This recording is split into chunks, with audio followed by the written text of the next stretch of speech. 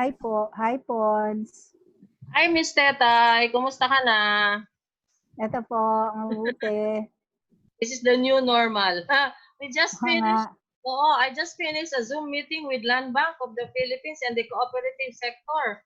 At maraming usapin doon tungkol sa transport, etc., sa mga PUB modernization and everything. Tapos until mamaya 5 o'clock, I have another one. Si Ma'am Mirna po ba to? Opo, opo. Yeah. Kamusta po? Tuloy-tuloy. Mamaya after this, another one. Until 5 o'clock, maybe 6 o'clock. Opo. Super busy ang new normal nyo, ah. Oo. Pero okay man, kahit work from home, at least, sa akin, advantage yun, no? Hindi ka kailangan magbihis, hindi kailangan mag-transport. Di ba, Sir Pons? Kong Pons? Yes. Kong Pons, how are you? Ayoko magpakita kasi hindi ako naka-makeup. Nakadinig din ako ng ano kanina. Yeah. Nakinig. Oo, nakita ko kayo doon. Yeah.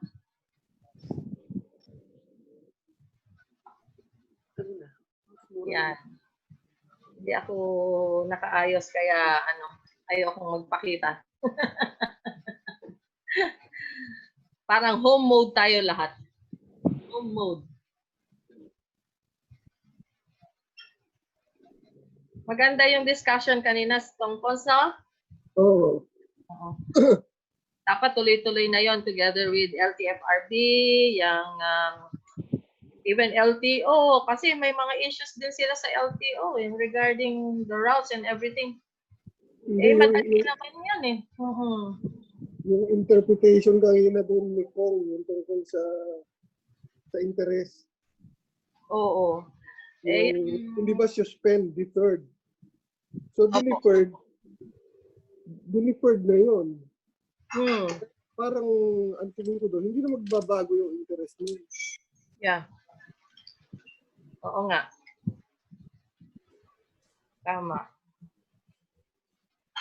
Ang LTFRB naman, if they want to really speed up yung local route rationalization plan, mabilis eh. Kasi sa Cebu, they did it in 1 week. With the new routes na binigay sa Cebu, talagang in-is out lahat ng mga PUJs, tapos mga buses ngayon ang nagpa-fly along the main roads. Yan. Kaya parang feeder na lang ang mga PUJs. Yun ang isang mahirap kasi. That's why the income has to be restored, yung up to the yung economic viability. So, yun ang isang challenge sa amin. Because I have an ongoing project there, yung naka-align po yan sa Cebu BRT. Nakita niyo po yung sa EDSA, what they have done to EDSA, the central lane. Nilipat ang di ba? Yun ang bay. Tubig? Anong tubig? Ito. Loading bay. Yeah. Yung central lane sa EDSA. Siya loading, di ba? Opo. Patikim na yan ng BRT. We took advantage of that during ng pandemic. So I think magandang rin yun kasi they have tried the center lane dedicated to the buses and then the outer lanes for the private cars. So yung mga kasama natin, baka napansin ninyo yan. If you want to give feedback, you just feel free and contact our office regarding that.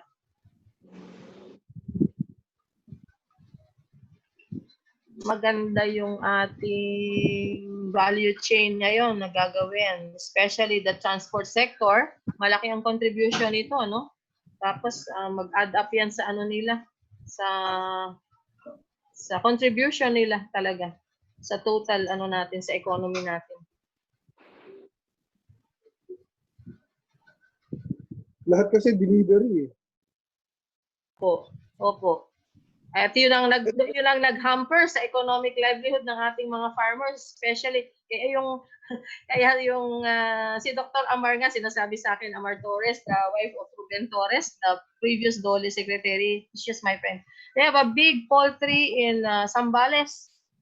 Mabuti na lang hindi pa sila nakapag-ulit ng new batch of mga chicks nila for growing, contract growing.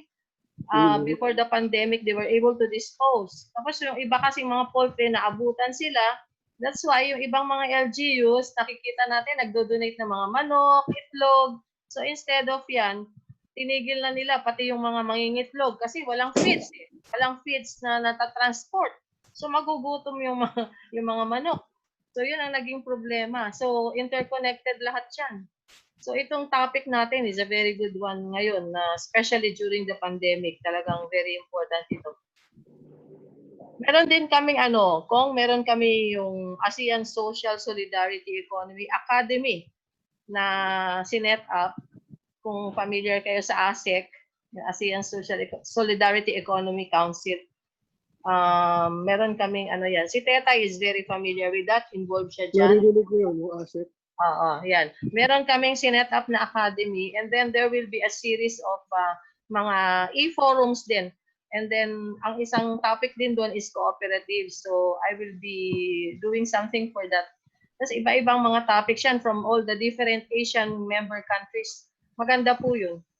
So, magandang natin yan. I-link natin, hindi lang within the Philippines. No? Yan.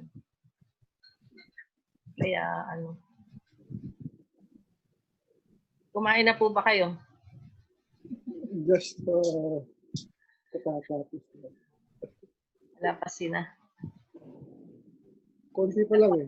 15 pa lang tayo. Opo.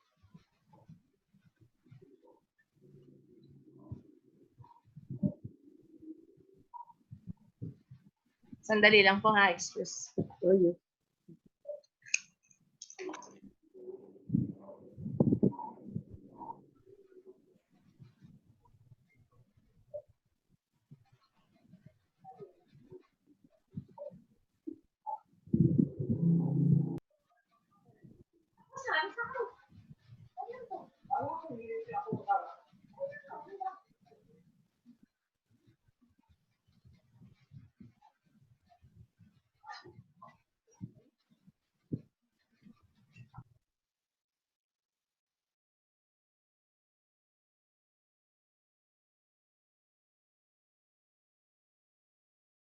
Kanila.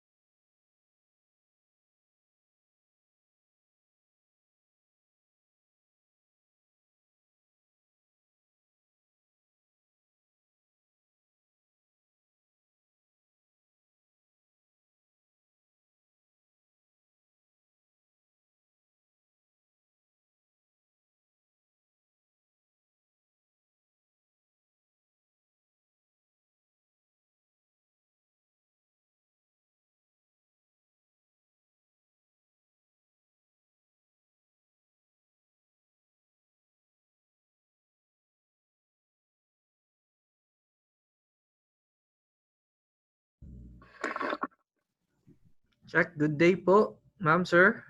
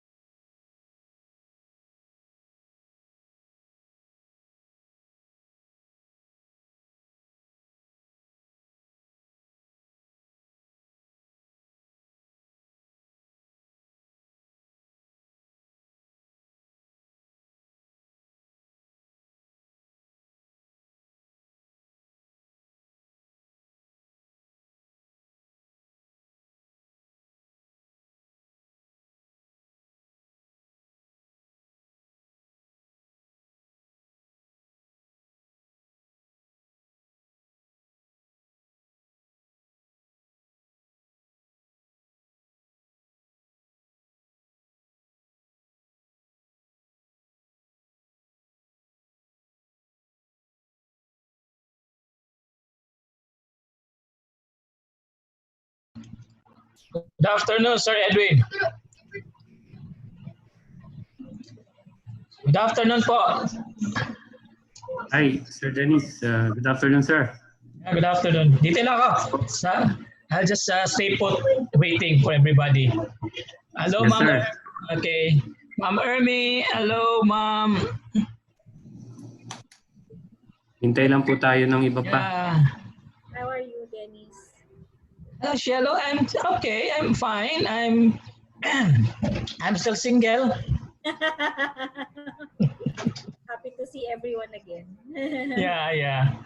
I just finished one meeting and then there's another meeting. Actually, there are 3 ongoing meetings. This morning, 2 ongoing meetings. Ngayong hapon, 2 uli. Edwin, thank you dun sa kanina, land bank. That was a good discussion. Yes, Marcelo. Maganda yung initiative na yun na ginagawa ng PCCN, co-op natin, office. Bro Edwin, sir. Hi, Sir Godwin. Yes, sir. Hi. Sana ibalik na yung regular schedule ng land bank kasi hanggang noon time lang yata pa sila. Yes, sir. Na-discuss ba yan? Yes, sir. Ang ginawa po ay merong Luzon, Visayas, Mindanao Technical Working Group. Tapos lahat ng mga issues na makuha from that. Tama, Margent. I-consolidate siya para pag-usapan sa national. Sabi na ko nagkaon. Tapos there will be continuing. Kasi hanggang lang sila, napakaraming transaction sa land bank pero hanggang 12 o'clock. Dami po. Pa-assist naman yung mga position. Hello, Sir Godwin. Mayang hapon, sir. Hello, Yes, sir. bro. Yes, sir. Yung actual. Kita na ako.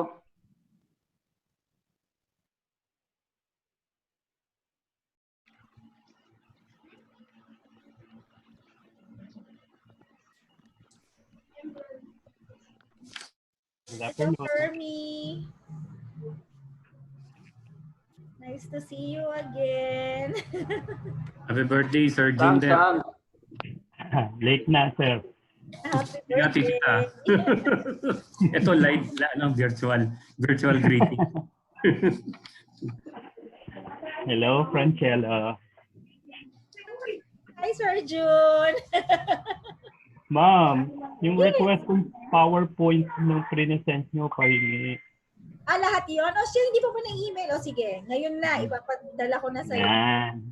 Alam mo yung email ko na, ma'am? Yes. P_defensor. Yes, sasabihin ko sa sa knowledge center namin. Sige. Sige. Okay. Thank you. Welcome, my friend.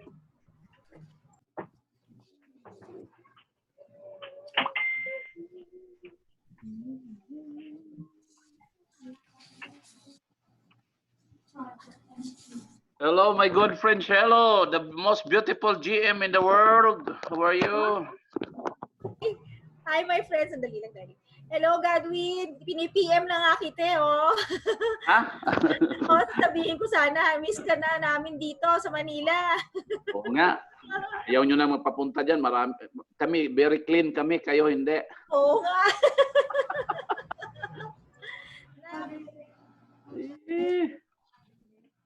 Grabe talaga ang natin, sakripisyo ngayon.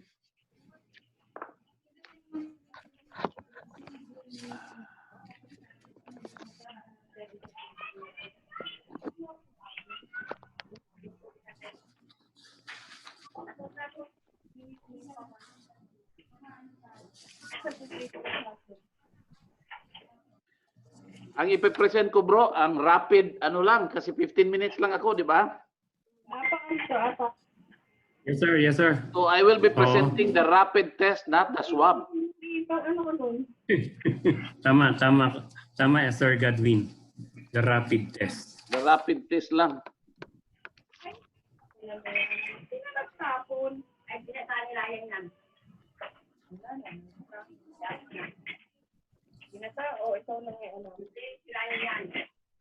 Talikod. O, baka mga... Tanungin ko si Ryan. Bakit pinakailaman niyo? Sir Godwin. Yep. nakita nyo na, nabasa nyo na yung implementing rules ng EO 114? Bago, no? Hindi pa masyadong ano ko sa detalye. Review ko lang ito. Pero ang kailangan dito, bro, ang convergence. Convergence talaga. Walang convergence pa sa mga probinsya. Wala pang ginagawa. Ang akala ko nga, ang balik probinsya is nakapokus lang sa health concern sa COVID. At saka nagtanong ako sa region, wala pa silang guide, wala pang guidelines na ibinigay. Wala pang ano saraan kahit sa mga probinsya. Parang dinitalye nila rito, Sir Godwin, bawat agency's roles. Meron At saka ba? Bago? Responsibilities. Maganda sa CDA, pinamomobilize yung medium and large cooperatives para mag-positive yung conduit. Matagal na natin. Yan na ba ang IRR?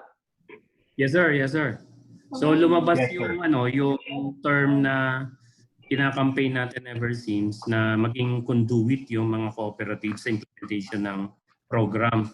Siyempre, lumabas din dyan, magtra-transcend yan sa other agencies.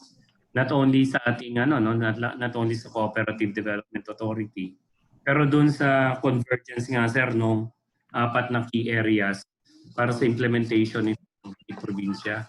Who will be the champion of that, diba? Sa CDA, maganda. Water niyan. Sir Phil. Sir, na-water down? Bro, yung binasa mo yung policy guidelines. Ay, congratulations Gordion Hindi, nung ginagawa yung IRR, it just so happen na sa akin ibinato. So what would be the role of the CBA? Yun ang maganda. Nandun ka, Sir Jun. Kasi this will tawag nito, lay the foundation dun sa iba pa mga government agencies sa implementation, di ba? Actually, yung budget for that, parang for later release, kasi nga walang pera ang gobyerno. Pero nag-earmark kami ng 101 million for that. So parang we will be tapping the medium and large cooperatives. And large cooperatives. Sila yung bababa. Pero mayroon na bang coordination talaga yan sa mga probinsya? Kasi wala pang kalam-alam din dito sa probinsya so far at saka sa region wala pa daw sila natanggap na Sir, gagawa pa lang yata ng mga action plan doon sa national BPs balik probinsya program, particularly sa RDCs. Wala pa bro. Tumawag ako sa economic sector namin wala pa. Yes sir, wala pa nga po. Mukhang bababa pa lang siya.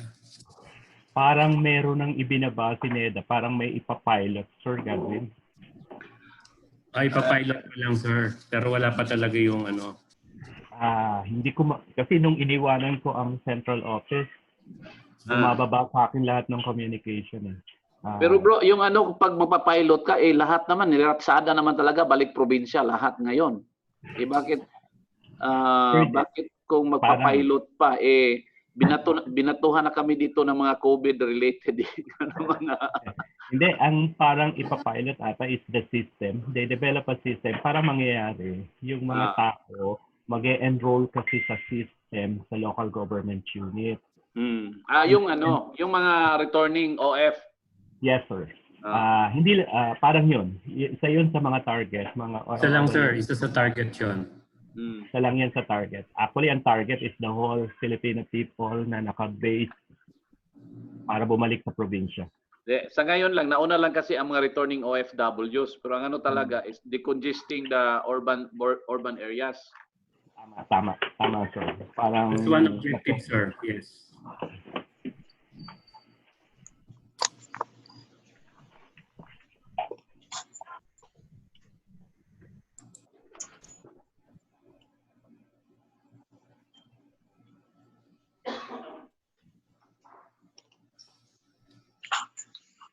May mga naka-waiting pa ba?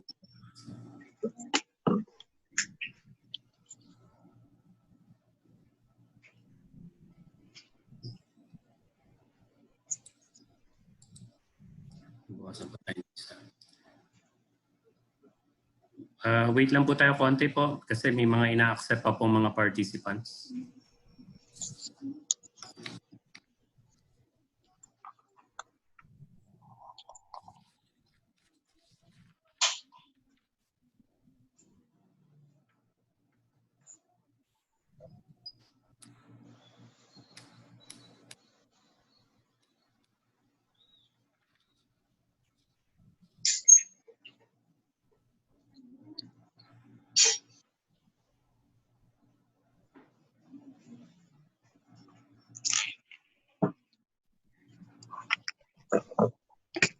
Monitor po si Compons.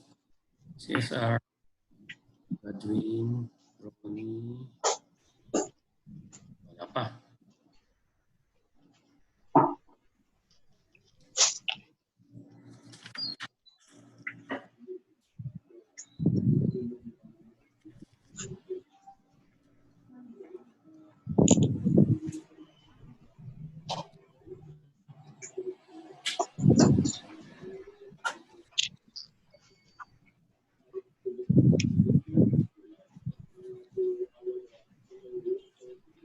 Pons. Hi, Edwin. Hi, sir. Congressman Pons. Hi, Edwin. Hindi ka na ma-absent dito ha kasi virtual kahit nandiyan ka pa sa Palawan. Palawan ka ba? Oo, dito. Mababait din dito. Walang masyadong COVID. Walang masyado. Napakaganda kasi ang Palawan. Bumalik siya sa number, ano ba yun? The number one destination in the world. Saan nag-open na? Nag-open na kayo ng tourist? Ay, hindi pa rin. Hindi pa rin. Pero local tourist, sir? Ay, maigpit pa rin. Quarantine pa din eh. Ganun ba? Kasi nga, parang 3 na lang yung active, rito eh. Active infection. Pero wala namang kasing transmission. Local transmission, wala. Friend Godwin. Yes, sir. Tsaka dito lang sa Palawan yung may I understand. Ha? Meron ditong munisipyo na pag doon ka umuwi sa kanila, dapat maligo ka. Saan? Saan ba yun? Yung isang munisipyo rito. Yun ba yung pinakamahal na? Ha? Ano ba yung resort doon na tag 200,000 a day? Oh, imagine ka. Ay, buong island kasi yun. Pagka kinuha mo, buong island. Di, yung Rojas ba yun? Compons? Rojas ba yun? Sa Rojas. Sabi nila, tag 200,000 a day, at least 3 days ang ibubok mo. I'm planning to apply for a waiter. Tingnan ko, ano ba talaga yung 200,000? Ako, dahil laki ng sweldo mo niyan. Mahal na siya. Ay, boss Gary tayo, mag-a-apply tayo. Ha? Ano lang tayo, yung ano na ba? Imagine ka 200 or 300,000 a day. Kailangan mo magpa-reserve ng 3 days. Ayun, yun yung the most expensive resort in the Philippines. So hindi pala Amanpulo ngayon ang pinaka most expensive. Hindi yung na. yung sa Rojas yun. I forgot the name. Ang CR Gold na yata yan. So may yun.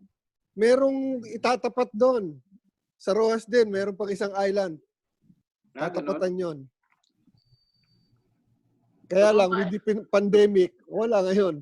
Ano pangalan ng resort? Ano? Compons? Ano yun, Compons? Ano pangalan nun? Yung sa Rojas. Ano na pangalan nun sa Rojas? Yung pinuntahan mo, di ba nag-overnight ka doon?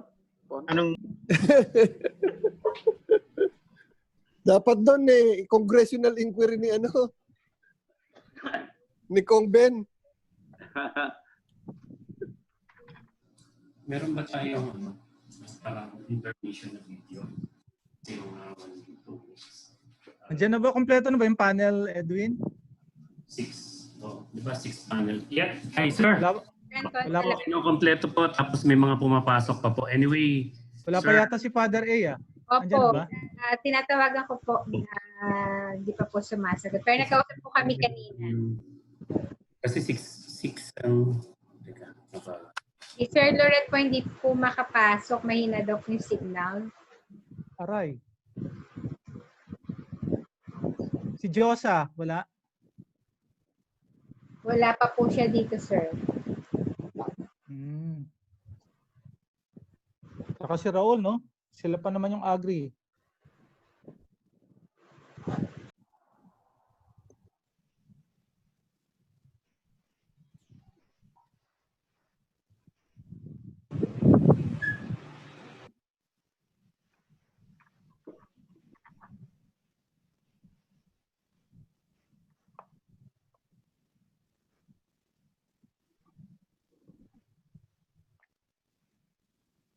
Anong oras na ba? 1? Okay, sir. Nagpipick up na ho tayo. We're just waiting for the others. Particularly po yung I think 2 speakers pa. Okay. Tapos nag-accept pa ho kami kasi ng mga pumapasok sa Zoom. Ang start po natin supposed to be is 1. Pero dahil naman po yun ay 1 to 1:15 naman ay preliminaries including opening prayer, national anthem, cooperative pledge. I think it will not take minutes or so. Mamimit pa rin natin yung time natin. Okay. Mag-mute muna ako, may tatawagin lang ako sandali. Ilan, sir? Okay. Our time is Hello na lang. Hello. 106. So in 5 minutes po, we will try to start na. At least sa mga preliminaries. So announcement po, in 5 minutes po, we will start.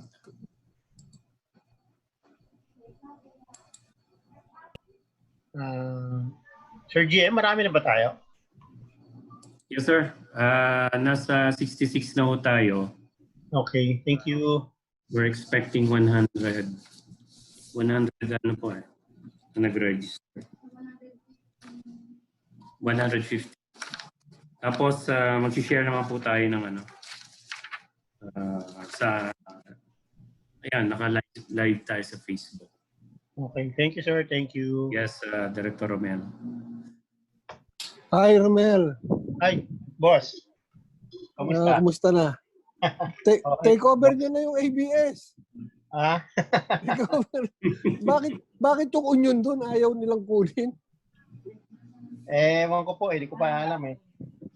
Samantalang kayo, ayaw ibigay sa inyo, kayo may gusto. Oo, baliktad din, no? Baliktad. Mas maliit kayo sa inyo eh. Nga po eh. Baka ano yun, baka tuta ng management malamang yun kasi union na eh. Dapat union baliktad niya, di ba? Dapat take over na nila yun eh. Pwede na nilang take over yung kayang-kaya na nila yun. Oo, sila lang naman yung ano nun.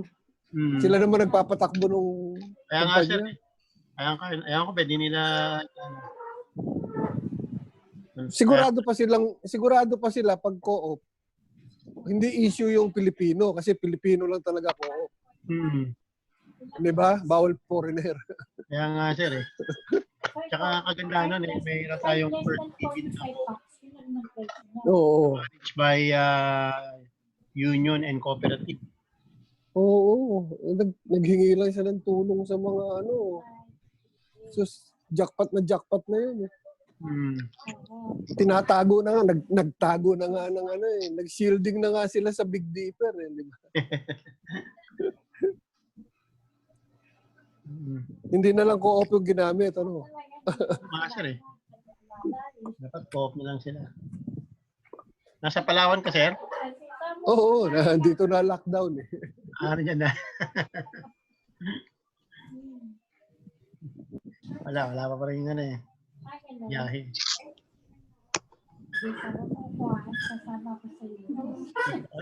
Father Anton. Romel. Romel. Boss Gadwin. I-take over mo na ang ABS-CBN. Take over price daw. Boss Godwin. Godwin. Yes, sir. I-take over na natin Banwa yung pala channel yung sa Rojas. Banwa. Banwa.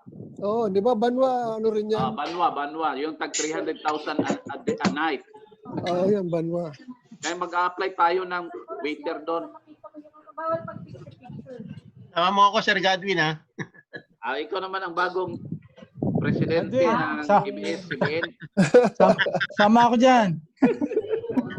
I-cover na natin. I-cover na. I-cooperativize. Anong tawag doon? Philippine ABS-CBN Cooperative. Bakit? Philippine Cooperative TV. Ano siya ba na? Yes. Ano ba yung ano? Thank you, Rin. Bye-bye. Invocation. 5.5, 45 packs, 2 nights and 3 days. Tatayo pa tayo. Ito, Boss Godwin, oh. Yes, Boss sir. Godwin. Pasingit lang. Pasingit lang. O, ito yung ano, Banwa. Ano? 5.5 million for 45 packs. 2 nights, 3 days. Jesus, you know ko. 45? Pwede na tayo sa... 5.5M, 45 packs ang pwede na maximum. Dalawang sektor. Cooperative sector at saka... So, 5.5 million for 2 nights and 3 days. Exclusive sa inyo. Exclusive yan. Exclusive yun sa 45 packs per day. So, may ano na yun. May chopper, meron kang chopper, meron kang speedboat. Talagang service deluxe. Yan. Banwa. Di ba Banwa Ilonggo? Ilonggo ba yan? Ano ba yan? Banwa. Di ba Banwa ba yan?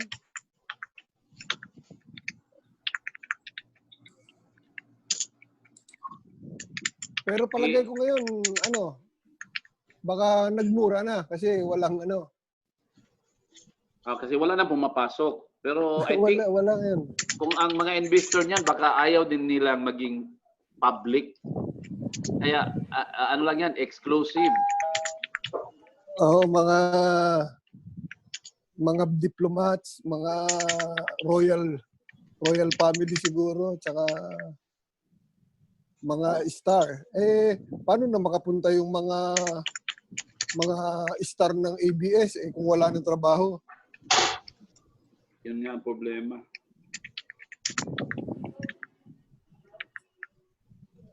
Si Kong Ben pala, ano siya?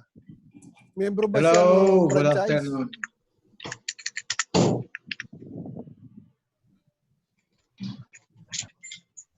Pero mura na lang ngayon ang talent fee ng mga artista ng ABS.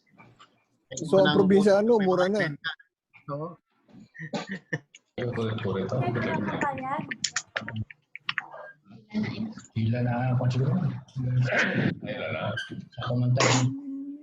Kung nagkataon pa lang walang lockdown, sir, nag-lockdown ng ABS-CBN, pwede nating yun dun sa October natin, yung mga nila.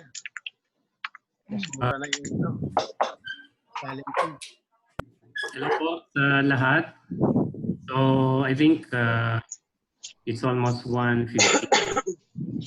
May we request everyone po na po yung ating mga microphone sa ating mga set. In 1 minute po, we'll start na. Actually, less than a minute, mag-start na. Siniset up na po yung ating preliminaries na gagawin. So may we ask everyone, please,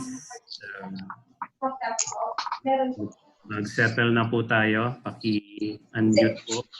Paki-mute po. Email po.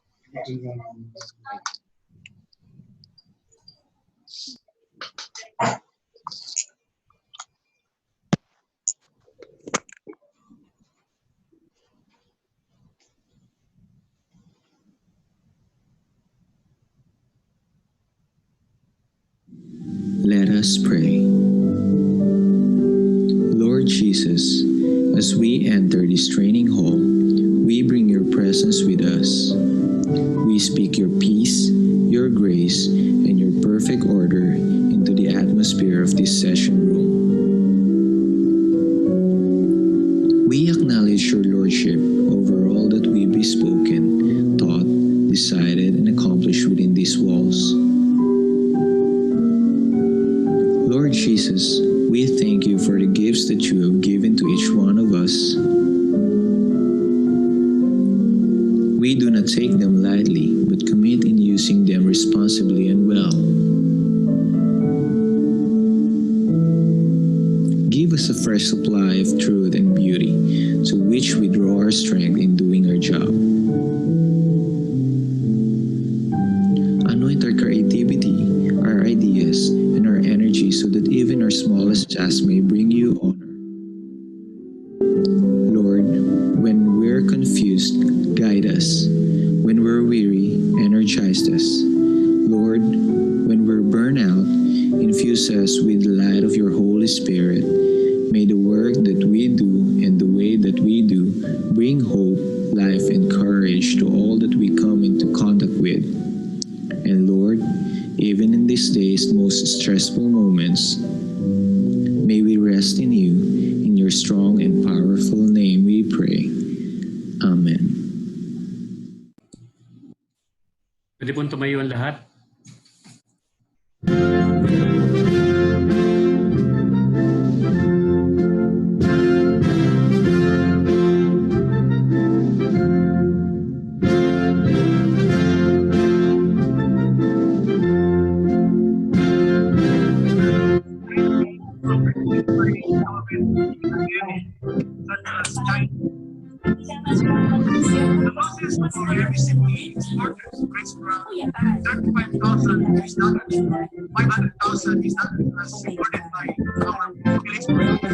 These are articulated to the position of international travel restrictions.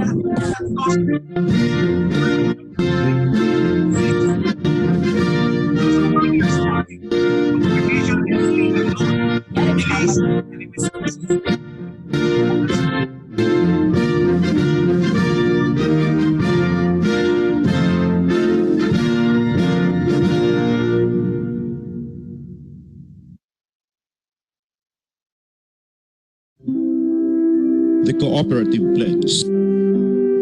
As a Filipino, I am and I believe in the cooperative. Alone I am weak, but with others I am strong. So I commit myself to work, to cooperate, for all to be prosperous. Harmony, industry, I will value. Cooperative affairs, I will adhere. Responsibilities, I will accept. Cooperative philosophy, I will. One vision, one belief, one feeling, cooperativism. My life I pledge, so help me God.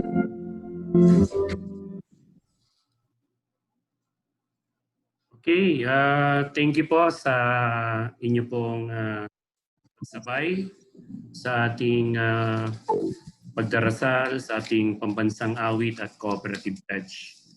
Makikita po natin sa screen no, yung virtual forum. Ito po ay pinamagatan na Forum on Promoting Industrialization and Full Employment based on Sound Agricultural Development and Agrarian Reform.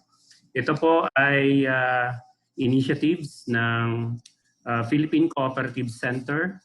Kasama po ang National Anti-Poverty Commission, Cooperative Sectoral Council para po sa very timely na discussion regarding this industrialization and full employment based on sound agricultural development and agrarian reform. Siyempre, nais po nating batiin yung lahat ng mga kooperatiba na nag-participate ngayon. Napakarami po no, ng mga nasa listahan. Hayaan po ninyo ang PCC at NAPSI Co-op Sectoral Council ay magpro-provide po ng inyong certificate of participation patungkol po dito. Kung mapapansin po ninyo, tayo po ngayon ay may malinaw na discussion no, para doon sa value chain management mechanism. Pero bago po ang lahat, tinatawagan po natin ang dalawang leader ng ating kooperatiba na siya pong nag-convene, no, ng forum na ito, ng virtual forum na ito. Pwede po bang matawagan po ng pansin ang Philippine Cooperatives Center Chairperson, Dr. Gary O. Leonardo, para po sa welcome remarks. Chair Gary. Okay. Yeah, thank you, Edwin. At magandang hapon sa ating lahat. Sa ngalan ng Philippine Cooperative Center, I wish to thank you all for joining us in this forum on promoting industrialization and full employment based on sound agricultural development and agrarian reform program.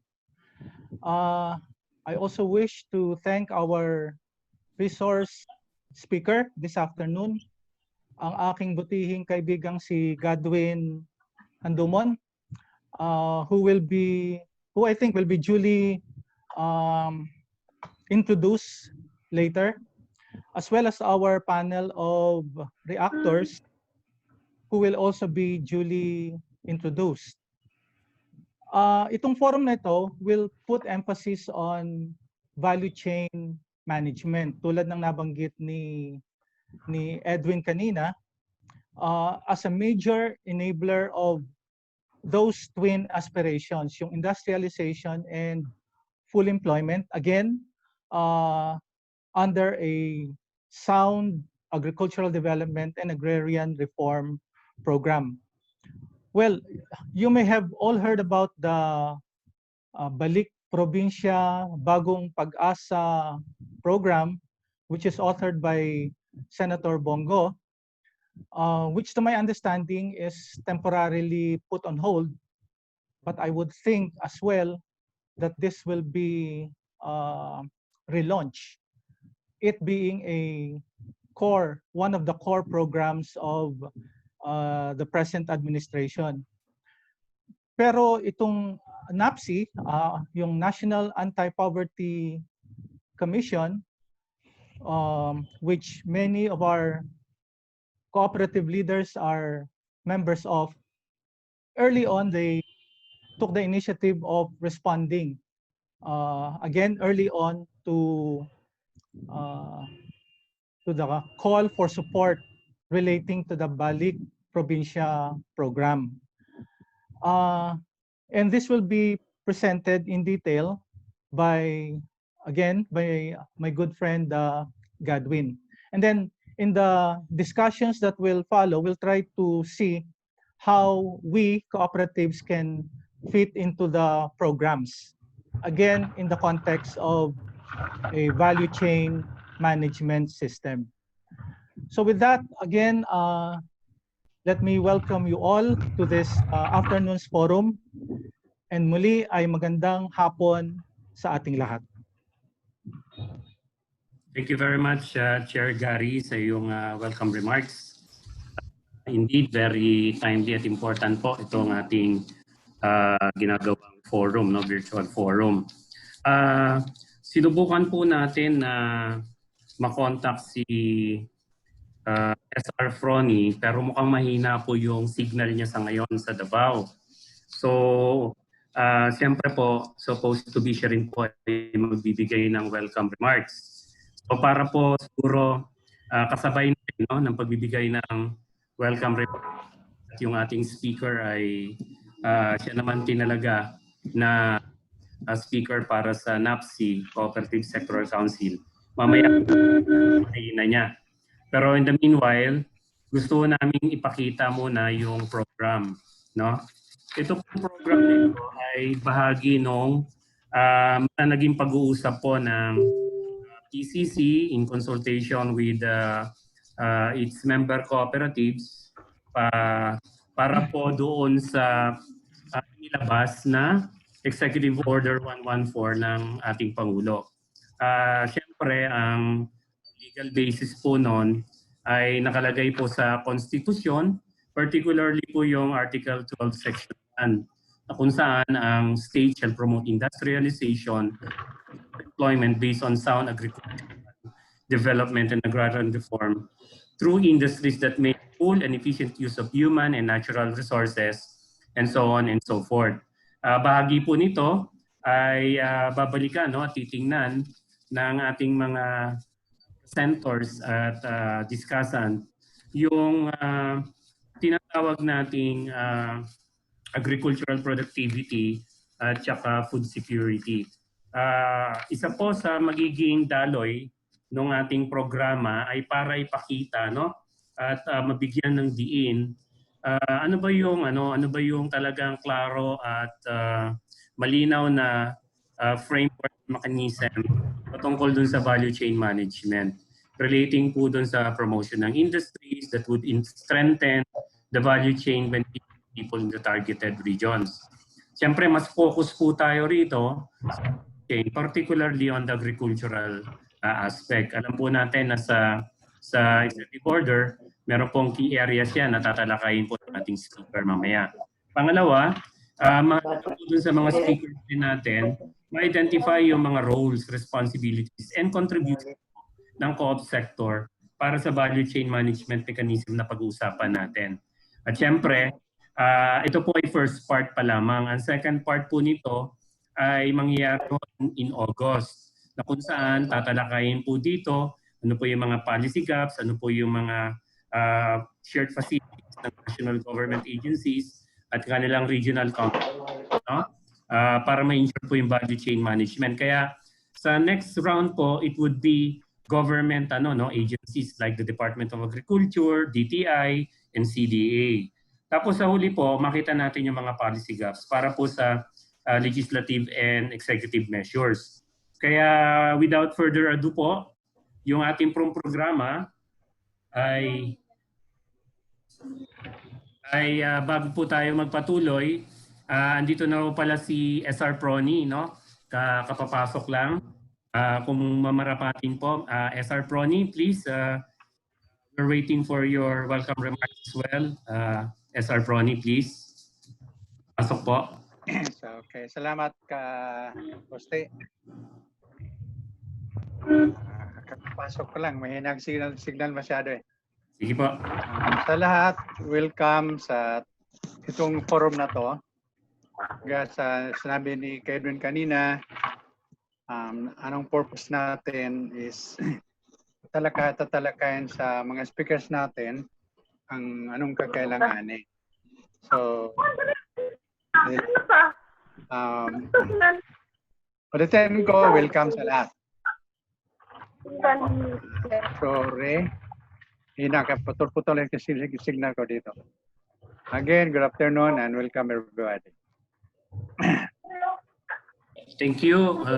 Thank you, SR Prony, sa maikling welcome remarks din. At gaya pa ng pinalawanag natin, ito po ay joint activity po ng PCC at ang NAPSI cooperative sector. So, without further ado po, we would like to introduce our speaker para dun sa kanyang brief presentation regarding the food and agricultural productivity. Ito po ay ang maghapon natin pag-usapan, pero bago pala yon, all the speakers po para po sa pag-manage ng time, siyempre po hiningan po natin ang speaker, ang ating resource speaker ng 15 minutes presentation. At para po dun sa mga discussant and reactors, we are requesting po ng 10 minutes. Para na po dun sa full picture ng value chain, mamaya ay nire-requestan po natin halimbawa sa speaker po natin na ipapakilala ko po one by one mamaya para dun sa yung exhibit A ika nga ng value chain, particularly dun sa ating topic ngayon. Tapos yung sa mga gusto pong mag-question or mag-raise na mga comments, we will give you enough time para dun sa open forum. Please take note na alam po natin na ang mga speaker magsasalita ng 10 minuto at it will take 1 hour. So dun sa first 3 discussant po, hatiin po natin para may commercial break. Pero ang break po natin ay video presentation para lang ma-break yung monotony ng discussion. So para po sa kabuuan, again, we welcome everyone. andito si Director John Def, para makisama rin sa atin. Okay. So please, would like to welcome ang ating pong resource speaker. Currently, he is a council member of the National Anti-Poverty Commission Cooperative Sectoral Council. He was the former sectoral representative of the Sectoral Council of the Cooperatives. And currently, siya po ang Chief Executive Officer ng Paglao Multipurpose Cooperative. So, please give way to Mr. Godwin E. Handumon. Please, Sir Godwin, for your presentation, sir. Bro, thank you very much, bro. I was given only 15 minutes, so I will present short and brief. So I have to rapidly present the policy directions and present also the output during the workshop on, especially on Balik Provincia, the key result areas on Balik Provincia 2 with the NAPSI SRCCM. So can we have the slide? Mayang hapon sa tanan. Good afternoon. Mayang hapon, sir. Walang sagot kasi nakamute lahat. Okay. So my presentation is focused on the policy direction, and the participants, the co-ops, are the actors or the Marines in the field of doing this presentation discussion. So the presentation outline, just a short background of the BP2, and then the National Anti-Poverty Basic Sector Proposed Policy Framework for Balik Provincia, Balik Pag-asa, or Balik Paglao, and policy recommendations on BP2 program. And the result, I will present the result on the KRE2, the food security and agricultural productivity, and a few discussion or proposal on the key roles, so the prospects for the cooperative sector. So you can add more on the key roles, especially of the cooperatives. As I mentioned, the main actor in the field, the cooperative sector. So just a short background, the EO, nung unang wave, the first wave of BP2, parang nakafocus lang on the ROFs, the returning OFWs, or expanded to local stranded individuals. So it's more on health intervention, but we have to balance also the health and the economy. That is why it should be a holistic approach, no? So the EO 114, I will not give you the details, but just highlight that this is the Balik Provincia Bagong Pag-asa program. Provides the policy for a balanced regional development and equitable distribution of wealth, resources, and opportunities through policies and programs that boost countryside development and inclusive growth, provide adequate social services, and promote employment, industrialization, and improve quality of life in rural areas. So EO 114 established as a national program of the government, and I think sa ngayon is suspended pa, no? Or I'm asking also from the NIDA and other provinces also, wala pa silang masyadong detalye in the nitty-gritty of the implementation. The NAPSI 14 basic sector considered BP2 as a strategy or key strategy to support the realization of the social reform agenda that needed focused intervention to poverty. So the SRA or the 8425. And the NAPSI also considers BP2 that promotes value chain development. That is why we will be focusing also on the food security, agricultural productivity, and also the NAPSI 14 Basic Sector Council, together with the Commission Secretariat leadership, is pushing for its proposed policy framework and recommendations for the integration of the Magna Carta of the Poor. Also, the proposed policy framework, next slide, is more on the connectivity. Paano natin i-connect ang social reform agenda, identified anti-poverty policies and programs of the 14 basic sectors. Tingnan nyo lang kung saan tayo naka-anchor dito sa mga 14 basic sector. Majority of us are in the cooperatives and also in other sector like farmers and landless, formal labor, and the rest, no? That's the 14 basic sectors. Paano i-connect? So this is a complementarity of The EO 114, complementarity with Republic Act 8425, the Social Reform Agenda, and connect with the Republic Act 11291, the Magna Carta of the poor, the right to adequate food, right to decent work, right to relevant and quality education, right to adequate housing, and right to the highest attainable standard of health. I think this was approved last year, the Magna Carta of the Poor, and then a complementarity also of the trust of the National NAPSI Secretariat, the Sambayanihan Serbisyong Sambayanan. No? So ito ang mga tinitingnan nating mga component to connect with the Balik Probinsya Bagong Pag-asa program, or the Bayanihan to Heal as One Act, or in short, the COVID-19 Survival and Recovery Program. So nakafocus ito, naka-anchor lahat nito. Iko-connect natin itong SRA, Magna Carta, and the Sambayanihan, Serbisyong Sambayanan. And titingnan natin dito ngayon, saan ang role ng cooperative. Okay, next slide. We will present to you the highlight, no? The 4 key areas. We have the 4 key areas and 3 categorization of strategies for the Balik Probinsya Bagong Pag-asa.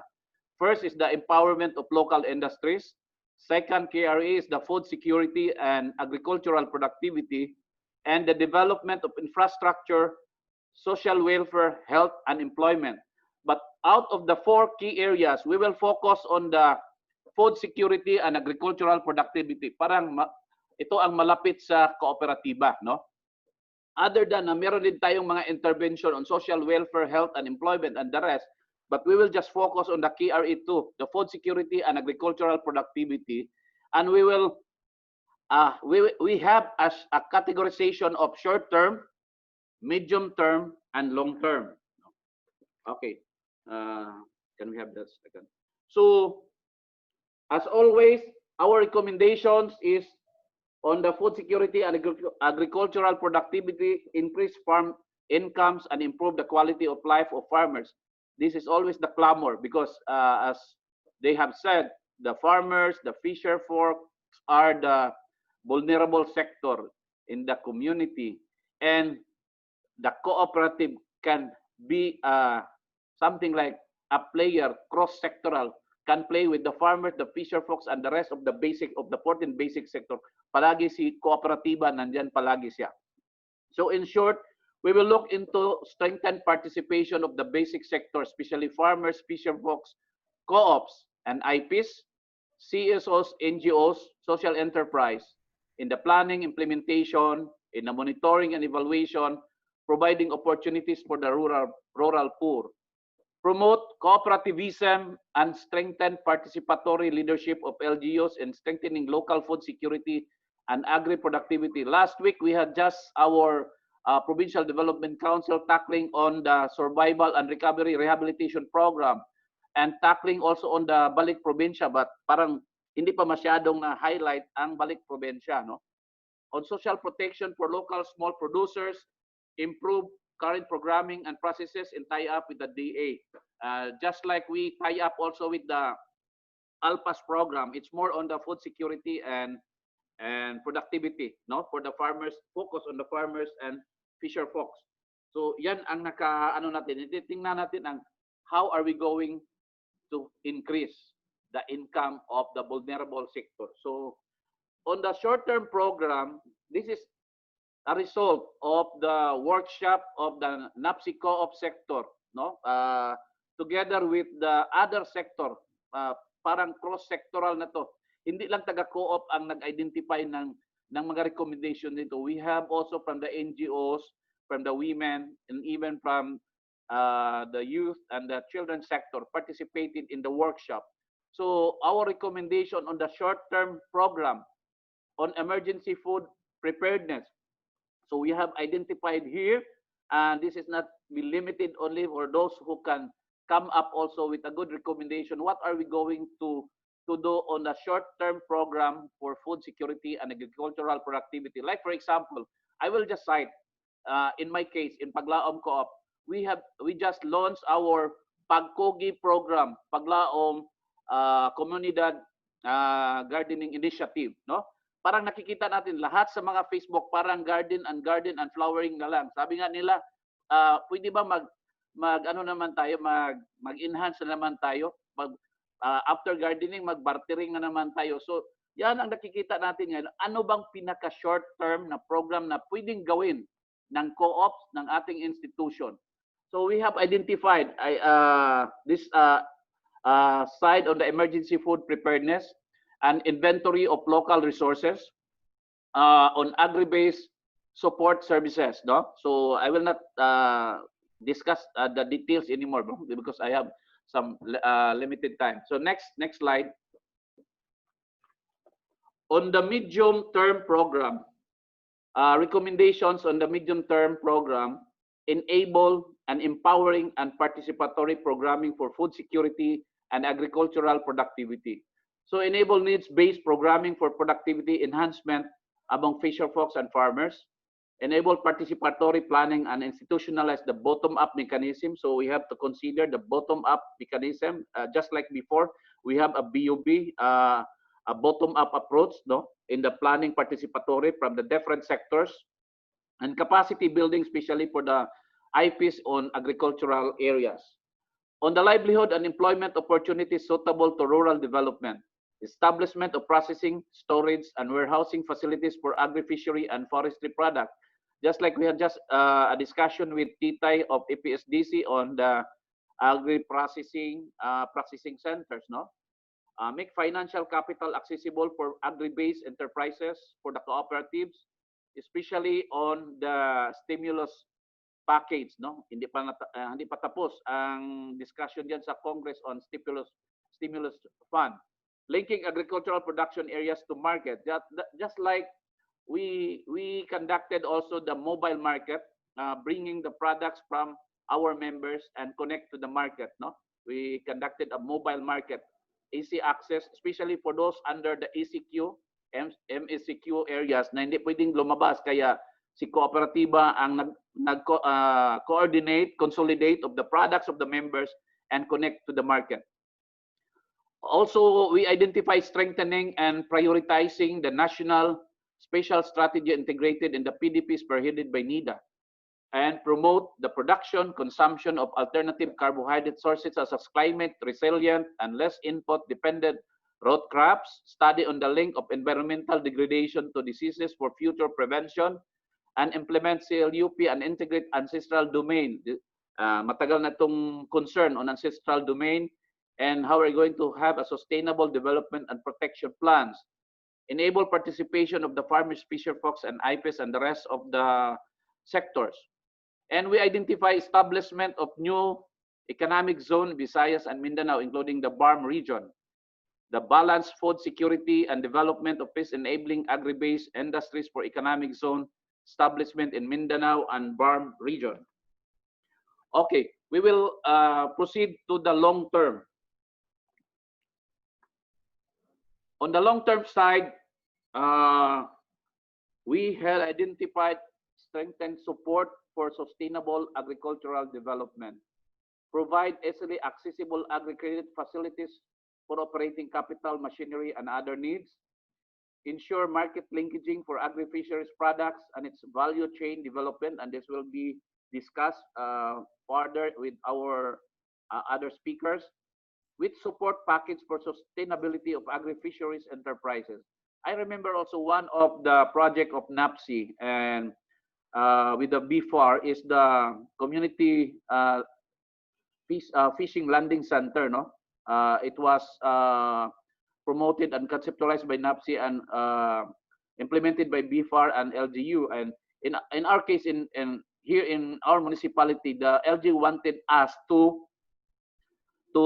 take over the management of the fish landing center, which is the intention is for the fisher folks support in terms of storage and other facilities. No, if we don't have a strong fisher folks organization, the co-op can be the mother organization or the big brother to the fisher folk in the implementation or in the management of this facility. So that's also an example of infrastructure support.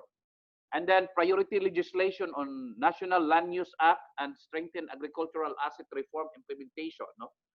And priority legislation on rationalized and results-based tax incentives for agricultural and tourism industries.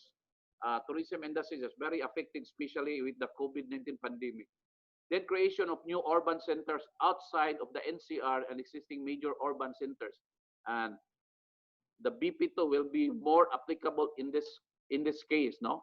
Developing the other than the NCR and the urban centers. So on the prospects and key roles of the cooperative sector, I will just go on the slides on the prospects. Cooperativism as an effective tool or strategy, not just for economic development, but also for social transformation, constituency building, strengthening and organizing small individual, local agri-based producers and marketing social enterprises, facilitation of value chain-based integration of cooperatives. Cooperatives as catalysts throughout value chains for sustainable rural development and empowerment of local communities and industries. The cooperatives as government's partner, conduits, or local investors, direct implementers, gap fillers, extension service providers, etc., in the implementation of its program towards sustainable rural development and economic empowerment of local communities. Cooperatives offer alternatives and innovations on property rights and resource distribution transfer. So, ito lang ang mga nakikita kong prospects. You can add more. Marami pang pwedeng magawa sa co-op sector natin, no? But I would like to emphasize on the Balik Probinsya Bagong Pag-asa. The co-ops or even the LGUs can do this effort, can complement through our co-op existing programs. We have a lot of multi-services sa co-op na natin, especially with our economy rehab, survival, and recovery plan. But we should have to assess the beneficiaries of the BP2 in terms of their skills. So we need convergence, not including or expanding other sectors other than the government agencies, because especially the cooperatives are the players in doing this, in the implementation of Balik Probinsya Bagong Pag-asa. So in terms of their skills, titingnan din natin yan. In terms of educational attainment, in terms of previous employment, and etc., so that we can appropriately identify the needed support the co-op or even the LGUs could extend to them, in line also of the 4 key areas as stated or as mentioned earlier, no?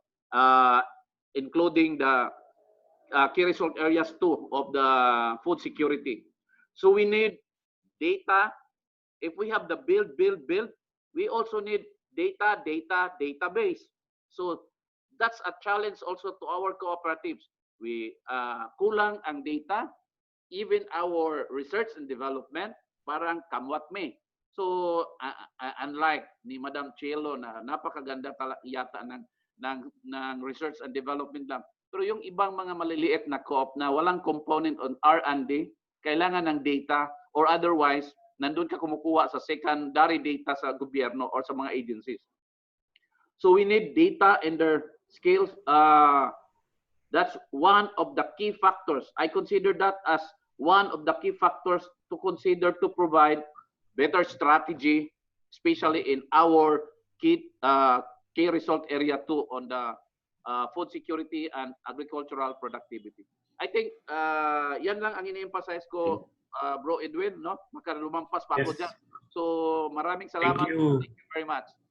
Thank you, Sir Godwin, for that very comprehensive presentation on the workshop conducted by the National Anti-Poverty Commission. So, of course, we have reactors and discussants on the presentation of Sir Godwin, no? As we all know, this value chain management mechanism is an interdependent activities from acquisition of raw materials or idea through production and finally to consumers, no? So what we have now are speakers from the different clusters and an expert of their own. We will we will call them in few minutes, pero let me introduce first the following discussant. Tapos magbibigay na tayo ng 10 minutes. First is the chairperson of the Philippine Cooperative Center, Dr. Gary O. Leonardo, who will discuss the holistic view on the value chain management mechanism. Followed by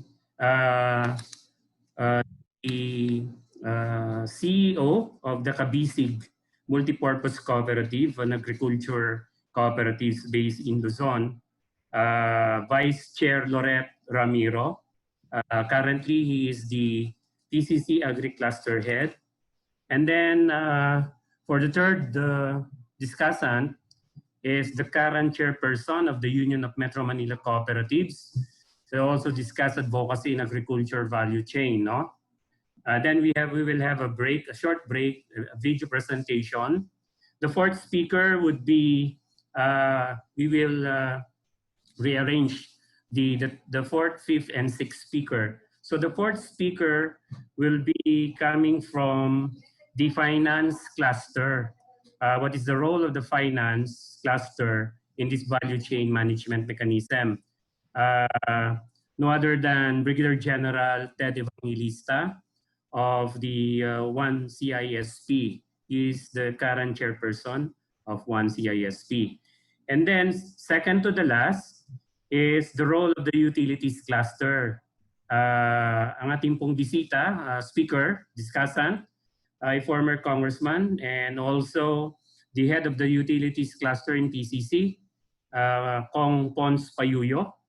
And the last speaker regarding marketing and logistics and the holistic view as well ng kanilang experience as a value chain would be the CEO of the Federation of People's Sustainable Development Cooperative, si Ma'am Tetay. No? So yan po yung mga mga speakers natin in the next 60 minutes. So mind nyo po, please, your time, pakitingnan lang po yung 10 minutes. So we'll start with Chair Gary. Chair Gary, meron po kayong presentation? Yes, subukan kong i-share. Yes, sir. So, pumasok ba? Okay, sir. Pumasok po. Please proceed, Chair Gary. Teka. Okay. Thank you again, Edwin. And thank you, kaibigang Godwin, for a very comprehensive and exhaustive presentation despite the time limit. Well, in response to, partly in response sa presentation ni Godwin, I'd like to start off my small presentation by lifting some of the slides from Godwin's presentation. Mabilisan ko lang i-share, no? Ito napakita na ni Godwin yung 4 key areas and the 3 categories of strategies for each of those 4 key areas. At ang para sa co-op, ang emphasis will be on food security and agricultural productivity. I also tried to see or to find out where value chain fits in for each of, specifically for food security and agricultural productivity. And it comes in as a specific recommendation geared towards increasing farm income and improving the quality of life of farmers. Kitang-kita natin dyan yung promote value chain development. Even if we were to go through each of the strategies, short-term, medium-term, and long-term, may mention about value chain development. Specifically, sa short-term, nakalagay dyan, ensure efficient and efficient and cost-effective distribution of quality agricultural inputs And then there's a mention there also about agri-co-ops, MSMEs, being assured of a guaranteed market na kapag ka may sumobra, it's the government that will absorb the surplus. Sa medium term, there's also a mention about linking agricultural production areas to market. So, and then thirdly, sa long term, very specific, ensure market linkaging for agri-fisheries products and its value chain development with support package for the sustainability of agri-fisheries enterprises. So you would note na, again, just to reiterate, there's always a mention about value chain development across the three categories of strategies. Nag-iiba lang by degree, no? So what then is value chain? Just so we'd have a common frame of mind. I'm not sure of how many will agree, but value chain involves not only the flow of products, but also the flow of services, for one, finances, and information.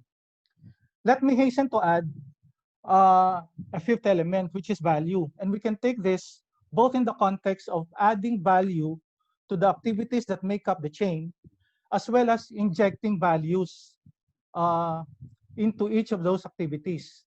Ano yung mga example ng values na yan? The values of self-help, mutual help, plus, if I may quote Father Anton, collective political will and courage of the heart. So ito yung mga examples ng values that we can inject into the system, into the value chain management system. Next, ano ba ang isang real, honest-to-goodness value chain management system? Para sa akin, based on my own research, it has to be replicable, no? Yung pwedeng makopya from one area to other areas. It has to be scalable, whether it be a small implementation or a large-scale implementation, pwede siyang magamit. Sustainable, of course, and lastly, inclusive. And this, to me, are the elements that make up how a particular endeavor like value chain can be institutionalized. So, ang title kasi ng aking presentation ay Institutionalizing Value Chain Management for the Co-op Sector. So, ano possibly ang ibig sabihin ng institutionalized? There are two operative words in this particular definition that I put together. First is to put empirical studies, research findings into practice. And then having put it into practice, kailangan masustain natin yung practice na yon. So it's those two elements that will make a particular endeavor or undertaking institutionalized. Kasi parang sometimes we loosely use the word institutionalizing, no? Again, I'm not so sure how many of you will agree, but to me, those are the two operative words whenever we speak of institutionalizing something. And just to add, it's something that will become routine or an enduring part of any organization or a group of organizations. Then, sa bawat endeavor or undertaking, there appears to be two main phases that it goes through. First is development and second is institutionalization. Pag sinabi nating develop, it has to do with setting standards, it has to do with building up models, and it has to do with crafting or drafting the policies and procedures attendant to the models that will be developed. And in this regard, parang let's see if there are actually two types of business models that can be developed. One is descriptive, the other one is prescriptive. Anong isang example ng descriptive? I'm not so sure if Tatay or even June Defensor will agree. Pero para sa akin, yung marketplace, for instance, that to me is descriptive. Pero if we try to gain or to obtain optimum results from an existing marketplace, doon papasok yung prescriptive. No? It comes from the root word prescribe or to suggest or to recommend. Mamaya medyo may i-share akong basic norm na baka pwedeng natin pag-usapan, no? Then yung second phase nga is pag-institutionalize, and it goes through three stages: piloting, scaling up, and practicing. But in both phases, whether it be in terms of development or whether it be in terms of institutionalizing, importante na makuha natin yung commitment, yung participation, at yung engagement of all the stakeholders and partners involved. Now, in the case of the food security and agricultural productivity initiative that we are pushing, dito makikita rin sa isang slide kung sino yung mga identified na partners in the pursuit of this initiative of food security and agricultural productivity. At importanteng makuha natin, as I said, yung engagement, yung commitment nitong mga iba't ibang partners and or stakeholders.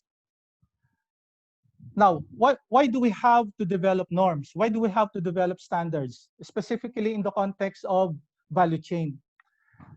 Ito ang usual na mga reasons na ibinibigay. Excess inventory is wasteful and costly, but on the other hand, enough inventory results in losses and dissatisfaction. In other words, what we're trying to avoid is ma-overstock in the first place. And on the other hand, ma-understock ka naman, because pag na-understock ka, it will result in lost sales. It will result in customer dissatisfaction. Another possible reason is, yun nga, sasabihin natin, ang hirap namang mag-forecast. Bakit ba kailangan pa nating mag-forecast? But if you think about it really, yung pag-ooperate ng business becomes harder if we don't have a sales forecast to base our operation, to base our actions on, di ba?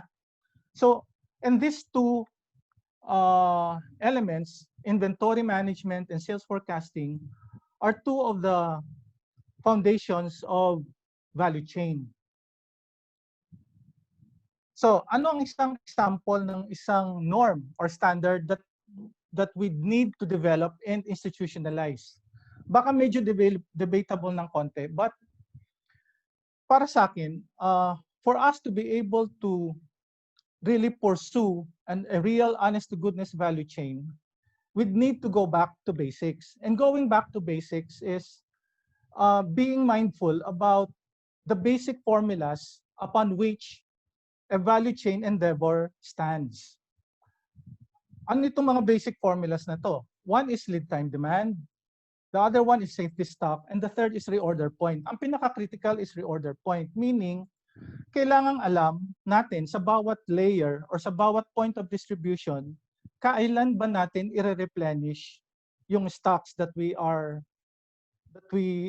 maintaining, no? And that's reflected in the reorder point, no? Yung reorder point is the product or is the result of the lead time demand and your safety stock. Papasadahan ko lang ng konti, ang lead time demand is your average daily sales times the recognized lead time, while yung safety stock is yung maximum daily usage times the maximum lead time minus your lead time demand. Kasi di ba nangyayari, if on the average, let's say during work days, posibleng yung demand at posibleng yung lead time will just be average. Pero pagkadating ng weekend, nagsushoot up yung daily demand at nagsushoot up yung lead time required to deliver a particular product or service. So doon papasok yung maximum daily usage and maximum lead time, no? So just to give you a simple example, let's say on the average, ang lead time demand is 100 units times 5 days. So that's about 500 units, average lead time, no? But we need to maintain a safety stock, which is the product, as I said, which is the product of your maximum daily usage times maximum lead time minus your average lead time demand, no? So pagka kinumpute mo yan, you will come up with your reorder point. Uulitin ko, ang reorder point is the level of stock that you have.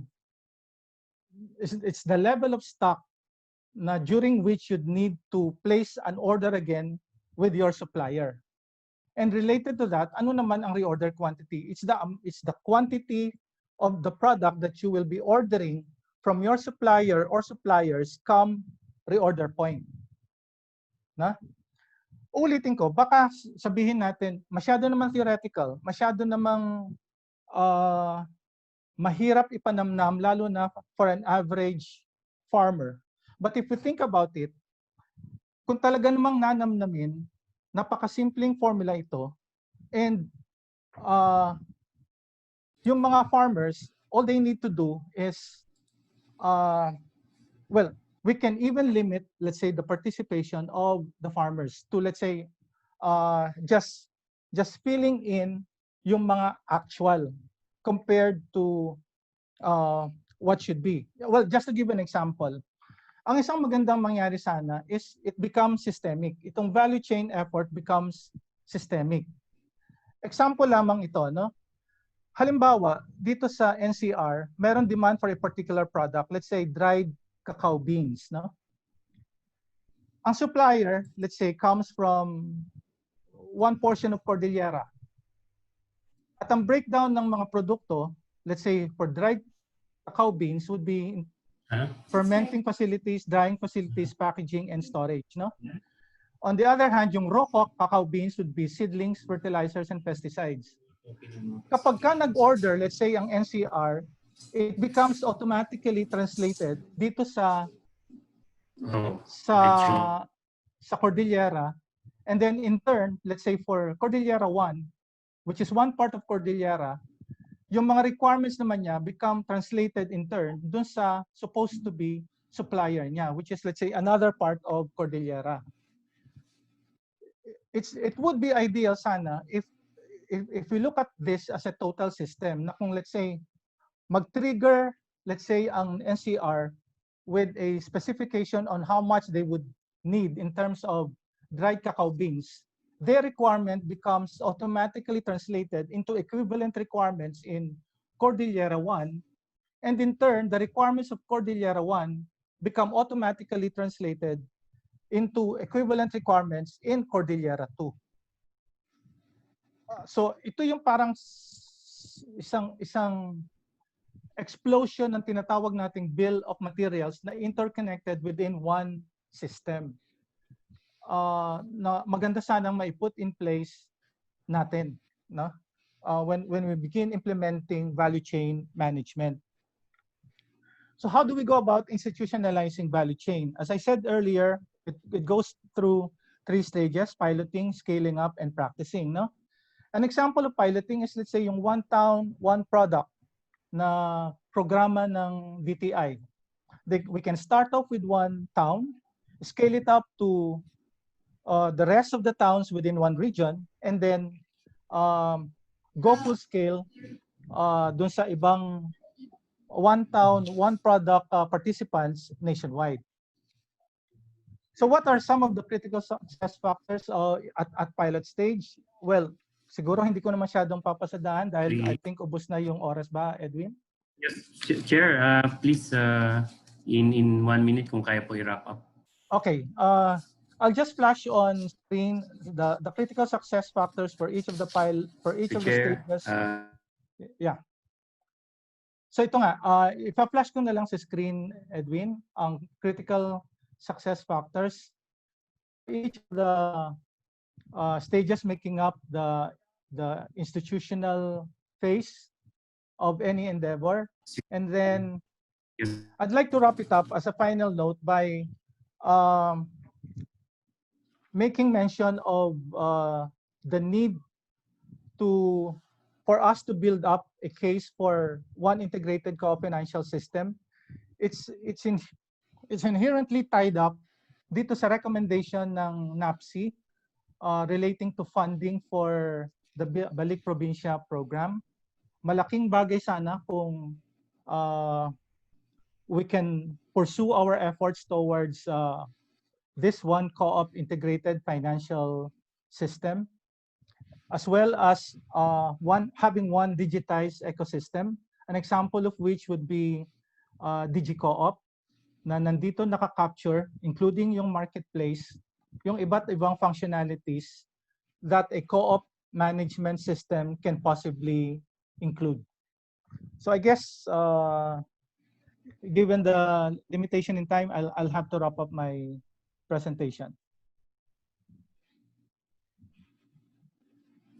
Thank you, Chair Gary. No, sa inyo pong presentation, I think there will be queries or questions in the open forum. So please stay, sir. Meanwhile, sir, I would like to recognize the next speaker, if he's around already. So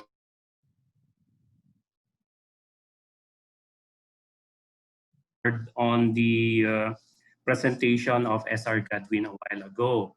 Now, for the direct link on the agriculture cluster on how this value chain management operates, may we ask Sir Loret Ramiro if he's already in the room? Sir Loret? Ayan ba siya? Okay. Apparently, Sir Loret is already in the room. So, Sir Loret.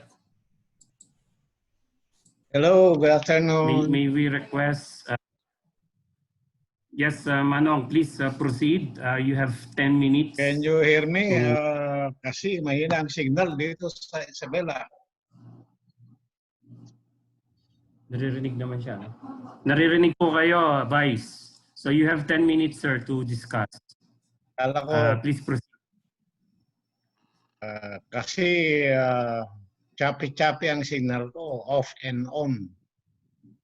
Yun ang problema dito. Kaya narinig ko yung discussion ni Chair regarding the value chain. At ito reaction na lang para kasi hindi ko umpisahan yung discussion na sabi niya one product, one municipality. So doon kasi sa dulo ng value chain, maraming produkto na ang nakalagay sa mga stores. Ano ba talaga ang dapat na produkto ng mga farmers, nakikita yung mga farmers. Hindi po yung ipilit natin yung produkto na hindi naman kikita yung farmers. Because sabi na natin, let us improve the economic condition of the farmers. Yun ang unang target natin. So, sa akin lang, experience namin kasi, hindi na namin tinatanim sa agriculture, hindi na namin tinatanim yung hindi na kami kikita. Ganun po yon. Kaya malaki ang role ng Department of Agriculture dito at saka local government unit kung ano ba talaga volume ng kailangan ng agri-product sa mga urban areas. Nakikita rin yung stakeholders sa baba. Hindi lang po yung gaya ng example ni Sir Gary na kakao. Bihirang mapatubo yung kakao sa different places in the Philippines. There is an exclusive place for cacao production. So meaning, kung kakao ang pinag-uusapan, I'm sure we have a limited production for that kind of crop. We should select a crop that is largely grown to different provinces na pwedeng i-process at pwedeng gamitin na kayang bilhin din ng mga bibili. Kasi po sa ibang probinsya gaya ng Isabela, that this is suited for rice, corn, and fruit trees, other fruit trees other than cacao. One example is banana. The problem now in the Philippines, sabi nga doon sa statement ni Sir Godwin kanina, yung abutan ko, na let us do working on the production per community. Halimbawa, sa community na yan ay good for banana. Ang problema, hindi nagsisynchronize yung programa ng gobyerno at saka yung gusto ng tao. Ibig ko sabihin, kung ano sana yung gusto ng tao, kahit traditional man yan, let us improve the traditional into high-tech para hindi mabigla yung tao. And let us develop on the ground. Hanggang doon sa merkado. So maganda yung presentation ng NAPSI kanina ni Godwin. Kaya lang kung minsan ay medyo nagagamit natin kasi yung ginagawa ng ibang bansa. Let us accept na ang Pilipinas mahina tayo sa research, mahina tayo sa technology, pero dapat doon muna tayo magtutok bago doon sa high-tech. Kasi yung tao, yung Pilipino, hindi naman lahat agriculturists yung mga farmers. Mga common farmers ito. Kaya po kung gusto natin food security, then economic growth for the farmers, kailangan i-adapt natin yung programa natin doon sa baba. Adapted to the market. So doon sa proposal ni Sir Gary, sana i-consider yung mga commodity na mga basic muna. Huwag tayong pupunta doon sa limited source of products. Halimbawa, yung example ko, banana, ang daming banana. Pero yung banana chip, hindi natin na-promote. Hindi ko sabihin, hindi natin na-research kung ano pa yung pwedeng hindi banana chips, parang ganon. So yung banana chips, kung 10 yung taste, i-develop natin yun. Subject natin sa research. Kasi yun ang maraming production ng mga farmers dito sa Isabela. Huwag natin i-convert yung banana plantation into cacao, while cacao is not adapted in the place. What is adapted is banana. Gaya ng Mindanao, they are exporting banana because it's adapted in their place. And the pig or ordinary banana is not adapted in Mindanao. But in Cagayan Valley, ordinary banana is adapted in this place. So, ibig ko sabihin, doon sa presentation ni Sir Gary, sana yung one product na talagang common,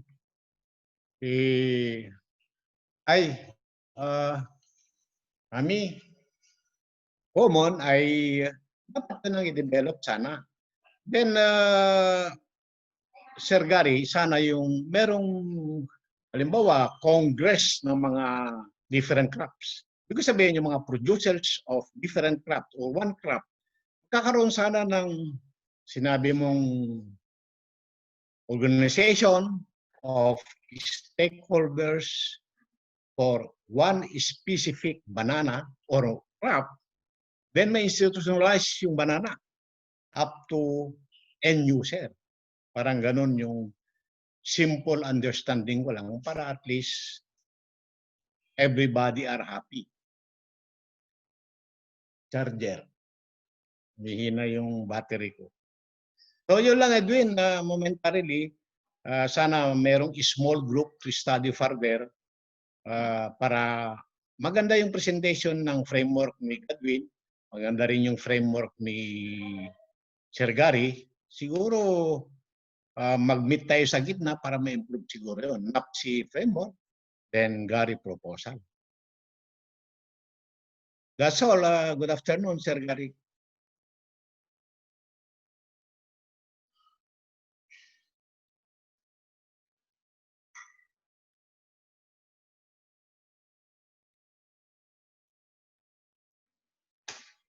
Very low na yung battery ko.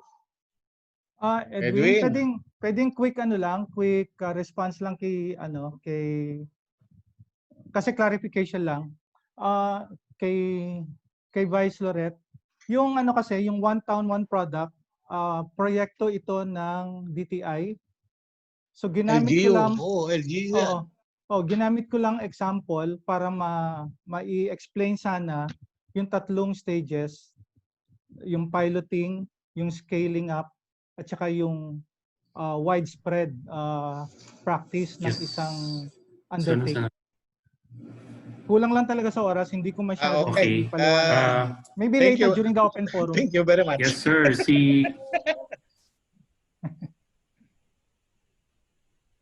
Thank you very much, Gary. Yes, we will do that, sir, during the open forum. Nawala lang ako, sir, sa air. So, pasensya na po. Anyway, sir, please reserve your comments or clarification during the open forum. So far, meron po na tayong dalawang discussant. So meanwhile, may mga lumutang na mga ideas regarding sa one town, one product, pero more on what do we produce ba? Ito ba ay dapat yung mga basic commodities na mas kailangan po ng bansa, and at the same time, meron din po namang magiging revenue ang mga farmers. So ilan lang po yun sa lumutang. Pangalawa, the importance po ng research and technology. Tapos kanina, binanggit po ni Chair Gary, no? Yung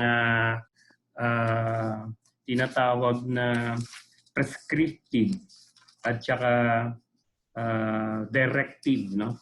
na market. Descriptive and prescriptive na business model. So mamaya ho ay i-elaborate pa yan, no? ni Chair Gary. Next. Father Anton already in the room? Yes, I'm here. Good afternoon to everyone. Yes, sir. Edwin. Good afternoon, Father Anton. Please bless us. Okay, proceed, thank sir. you, Edwin. Okay, thank you, Edwin. So, good afternoon muna to all our cooperative leaders nationwide at sa aking kaibigan, my partner in crime, Doc Gary. Thank you for invitation. And of course, sa ating lahat sa cooperative sector. So napakaganda ng, I would like to respond to the beautiful presentation and framework of Godwin, no, Handuman on the agri framework, no, focusing on small, medium, and large, no. Una sa lahat, hindi na tayo masyadong mag-iisip. Meron na tayong roadmap, no, sa ating co-op sector. Pero ang mahalaga dito sa ating mga nakikinig, ano, bakit tayo papasok? Bakit papasok ang co-op sector led by PCC sa ating sa balik probinsya na programa ng gobyerno, no? Especially initiated by Senator Bongo, no?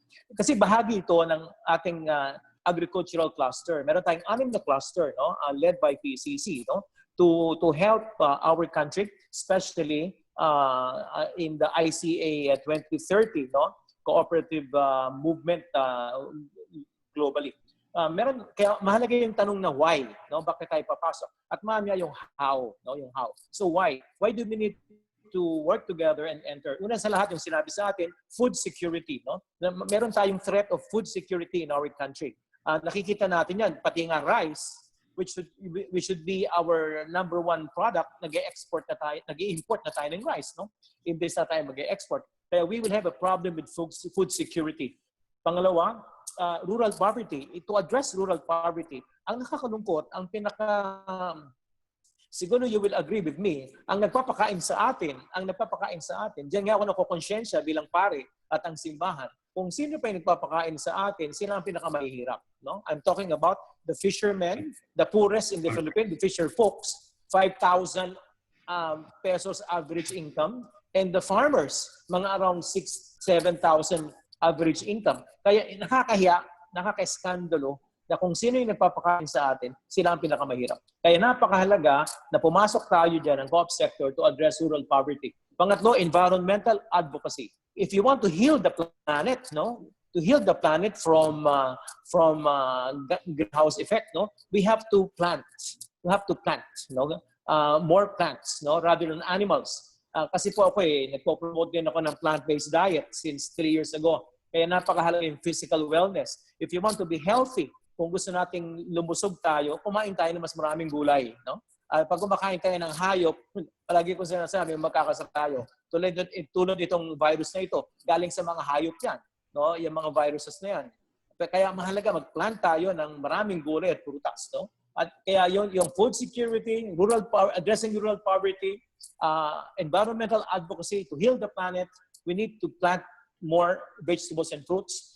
Physical wellness para lalo tayong lumakas, no? Tulad ngayon to strengthen our immune system, no? Tulad ng mga ang plants daw mayroong mga flavonoids na walang animals. Ano yung flavonoids? Ito yung chemicals sa plants na pinapalakas ang iyong upper respiratory tract. Ang iyong baga, pinapalakas niya. Yan ang paboritong entry point nitong si Brother COVID. No? Kaya mahalaga kumakain tayo ng gulay. Kaya lang mahal ang gulay. No? Mahal ang gulay. Pero muna sa probinsya, pero mahal sa syudad tulad ng Metro Manila.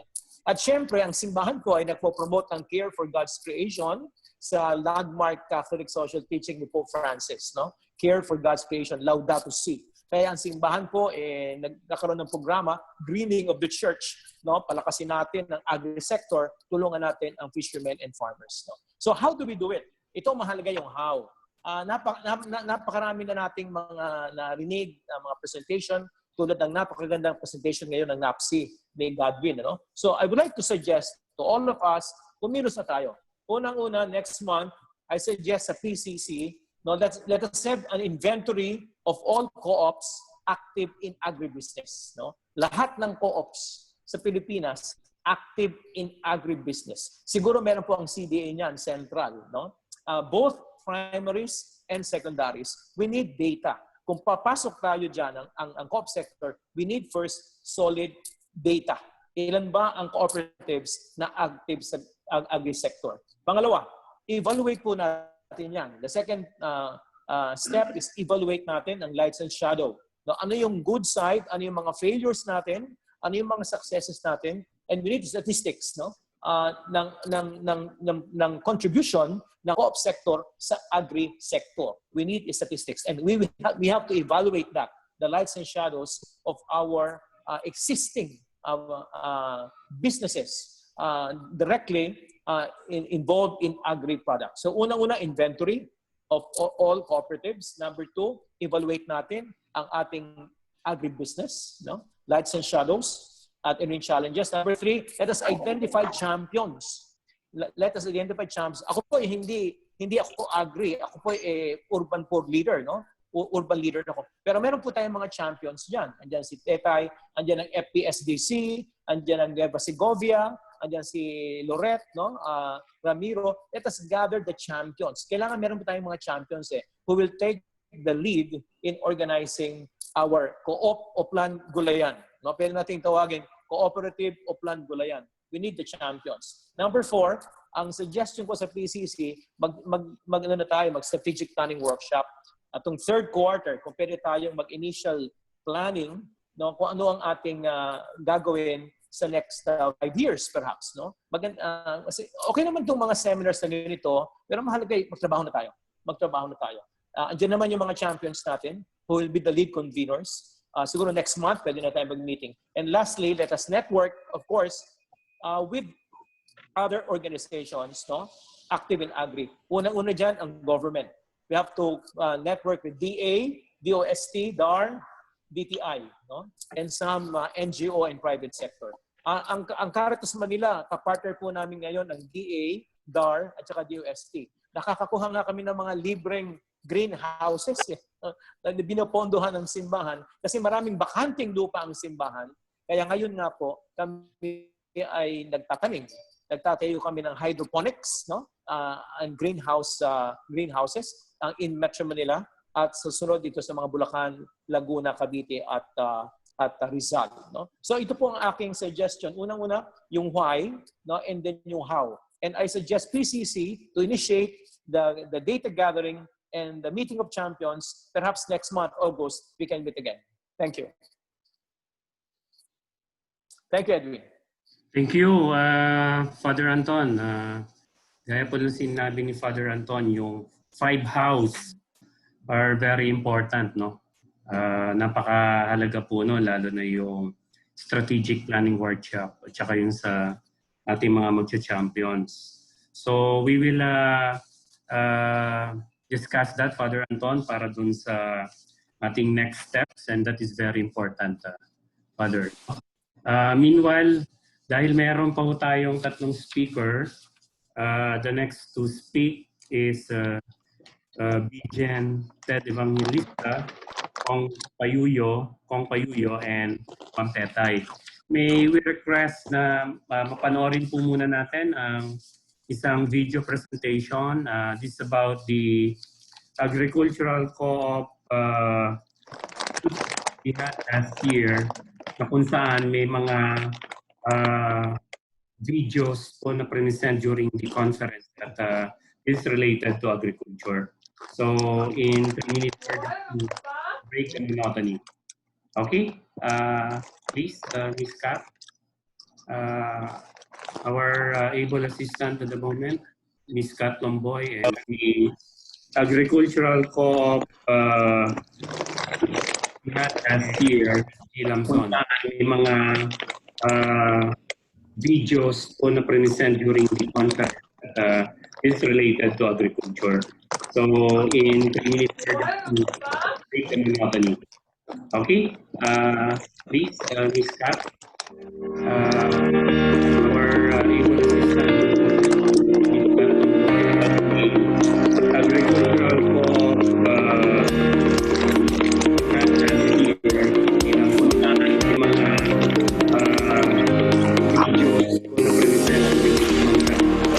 is related to agriculture. So in 3 minutes, break the monotony. Okay, please, Ms. Kat,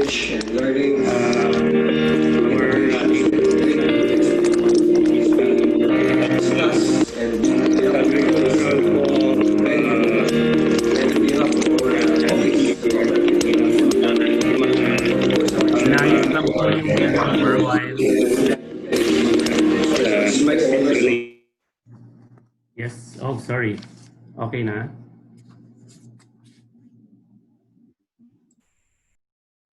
Anong kaganapan? Para lang i-break yung monotony ng discussion, magpapalabas lang ng video. Pero po doon kaalaman po ng lahat, ito po yung nangyari during the October Cooperative Month na October, held at Century Park Hotel in Manila, where a number of cooperatives and other stakeholders na binabanggit po ni Father, including other networks, convene and discuss the food security and job creation for every Filipino. Actually, meron pong manifesto na naging resulta rito, pero yung manifesto pong yon ay subject pa ho for further finalization, and after finalization will be submitted to the national government agencies. So, kaya na? Okay. And discuss the food security and job creation for every Filipino. Actually, meron pong manifesto na naging resulta rito, pero yung manifesto pong yon ay subject pa ho for further finalization, and after finalization will be submitted to the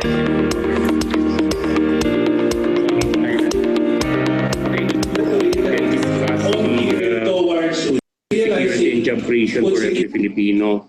Actually, meron pong manifesto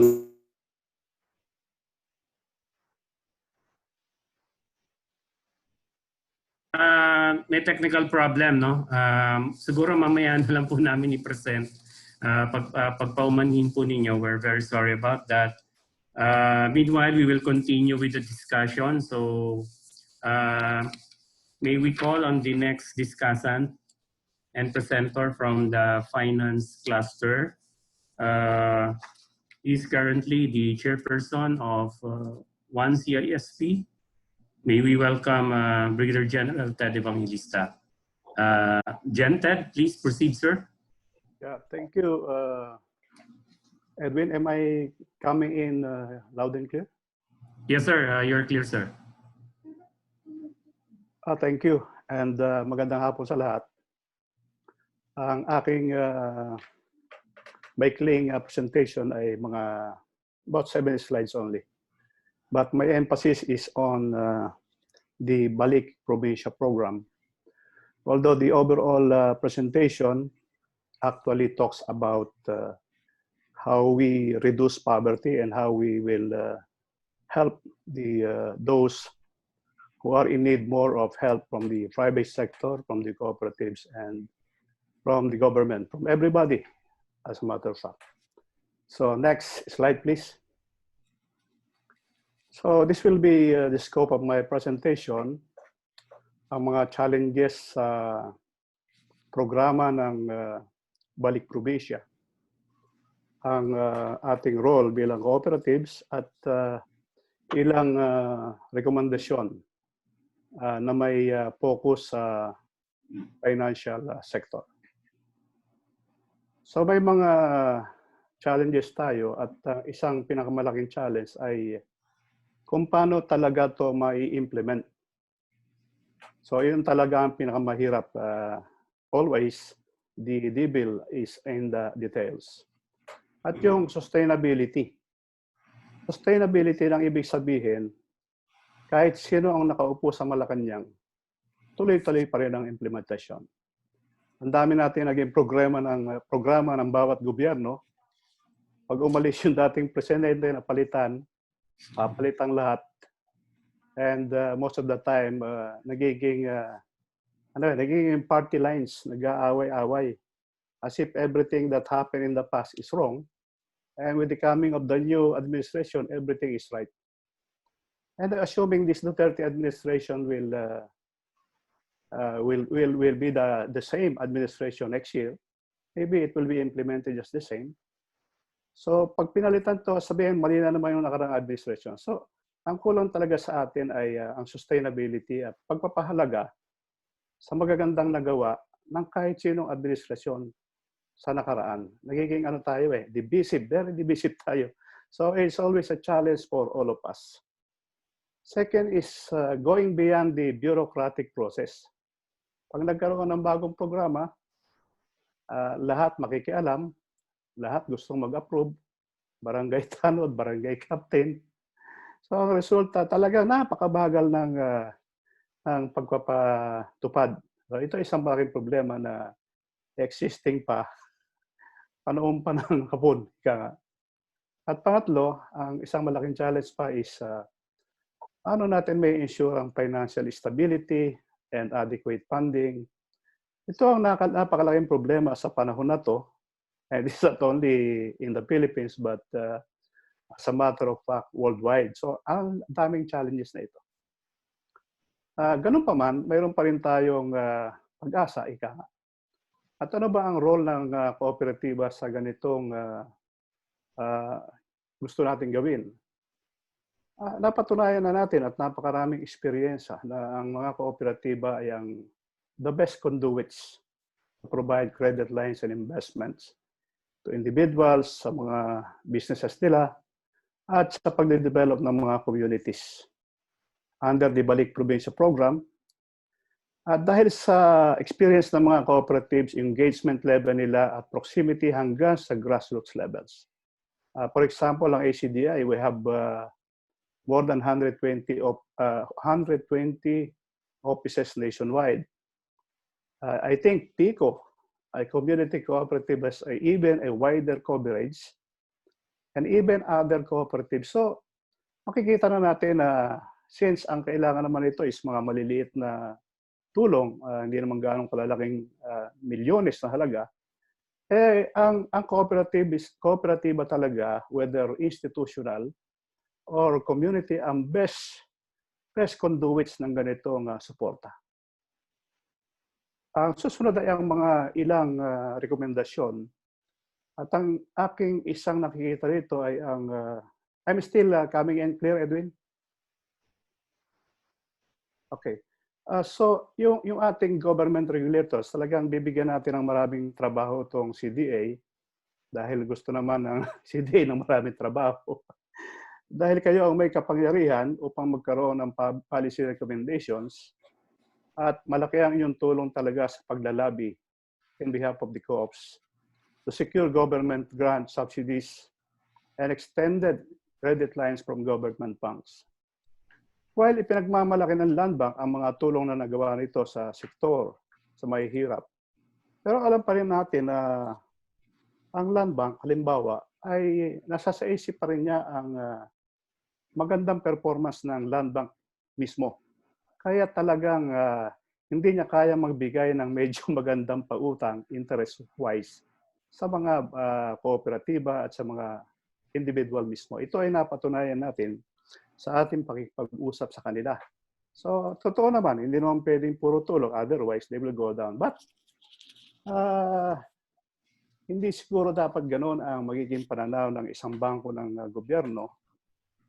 Kung gusto mo talaga ng long-range na solusyon sa ating mga problema, ay ang mga government banks, hindi naman malulugi yan eh. Hindi dapat maghangad ng malalaking kita talaga at bigyan talaga ng sapat na tulong, ayuda ang mga nangangailangan, whether individual o papunta sa mga co-ops, at mga co-ops naman ang magpapalaganap ng maliliit na ayuda, assistance sa mga nangangailangang tao.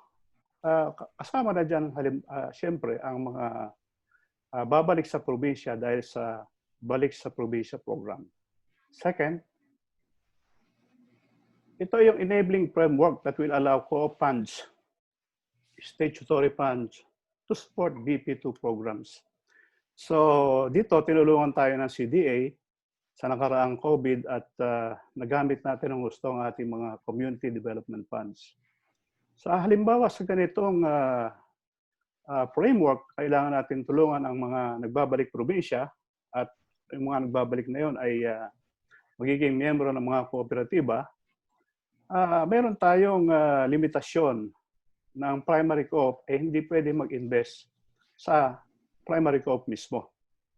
Pero siguro kung papayagan niya ng CDA, alam naman natin ang may pera talaga ay yung primaries. Bihirang federasyon ang may kaukulang pondo para sa ganitong layunin. Kung merong way to do this, maraming magagawa ang primary co-ops to invest in smaller primary co-ops na ang mga miyembro niya halimbawa ay yung mga balik probinsya, mga taong galing sa Manila o cities going back to the provinces. So ito yung isang pwedeng gawin ng CDA. But how? Siguro mas alam nila ito kung paano gagawin. Ang aking panghuling pananaw, which is my third recommendation, is although meron tayong executive order, pero mas maganda siguro kung maging mahaba talaga ang ating dadaan ng landas upang magkaroon ng magandang distribution ang mga naninirahan sa Pilipinas kasi sobra sa Maynila. Lahat nagpupunta sa Maynila dahil handyan yung opportunities. Kailangan opportunities bumalik sa probinsya and ito talaga, we must have an enabling law with the intent to make this a national development program, not only feasible in the short term, but sustainable in the long term. So magagawa lang natin ito sa batas. Sabi nga nila, marami tayong batas sa Pilipinas. Ang nagiging problema talaga is implementasyon at talagang pagbusisi kung paano ito gagampanan. Nevertheless, lahat naman tayo bilang cooperative members and leaders are still hopeful that we are on the right track. Siyempre may mga wins din tayo, mayroon din tayong pagkakamali, mayroon din tayong hindi nagawa, but just the same, we're still hopeful that the cooperative sector will always be there to assist those who are in need. So, yun lang Edwin at mga kasama at uli kong banggitin na ang presentation naman ng ating main speaker, si Sir Godwin ay totoong maganda at nasa ayos. Maraming salamat po sa inyong lahat. Thank you, Gen Ted. Gaya po ng sabi natin, si General Ted ang current chair ng One Cooperative Insurance System of the Philippines and General Insurance. No? So thank you very much, Gen Ted, sa iyong present na challenges, roles of cooperatives at mga recommendations. No? So maganda pong balikan yan mamaya. Thank you. Sa pagpapatuloy ng ating program, siyempre, andyan na po yung role ng finance, binanggit ni General Ted. Siguro makita rin naman natin anong magiging role halimbawa ng mga utilities cluster. In particular, halimbawa, sa power industries, sa usapin ng value chain. So may we call on the former Congressman Kong Pons Payuyo, currently the CEO of the Philippine Federation of Cooperatives. Kong Pons, please proceed, sir. Are you still in the room, Kong Pons? Yes. Yes, sir. Magandang hapon. Thank you very much. Yes, magandang hapon sa lahat. Sana hindi maulan dyan sa inyo.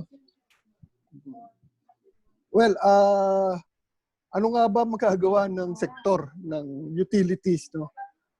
Utilities and more particular the electric distribution utilities. Well, I'll focus my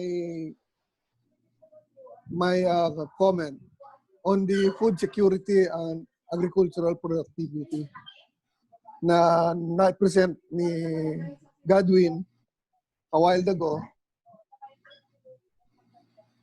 Masyadong comprehensive. Sabi ko nga, magagawa ba natin to? Hindi ba nakakatakot? Food security. Pagka na-miss natin, walang food, wala pa security. So, terror bill ang haharapin natin. Well, nakikita ko kasi yung link ng utilities doon sa food security at agricultural productivity. Kasi doon sa 10 basic needs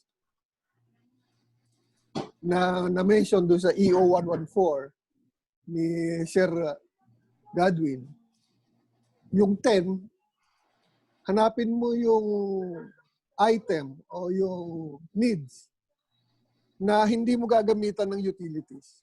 Parang wala. You need utilities for all of these needs, you know.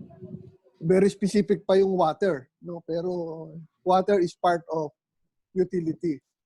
So you cannot have adequate food kung walang magandang storage. Value chain yung pinag-uusapan natin.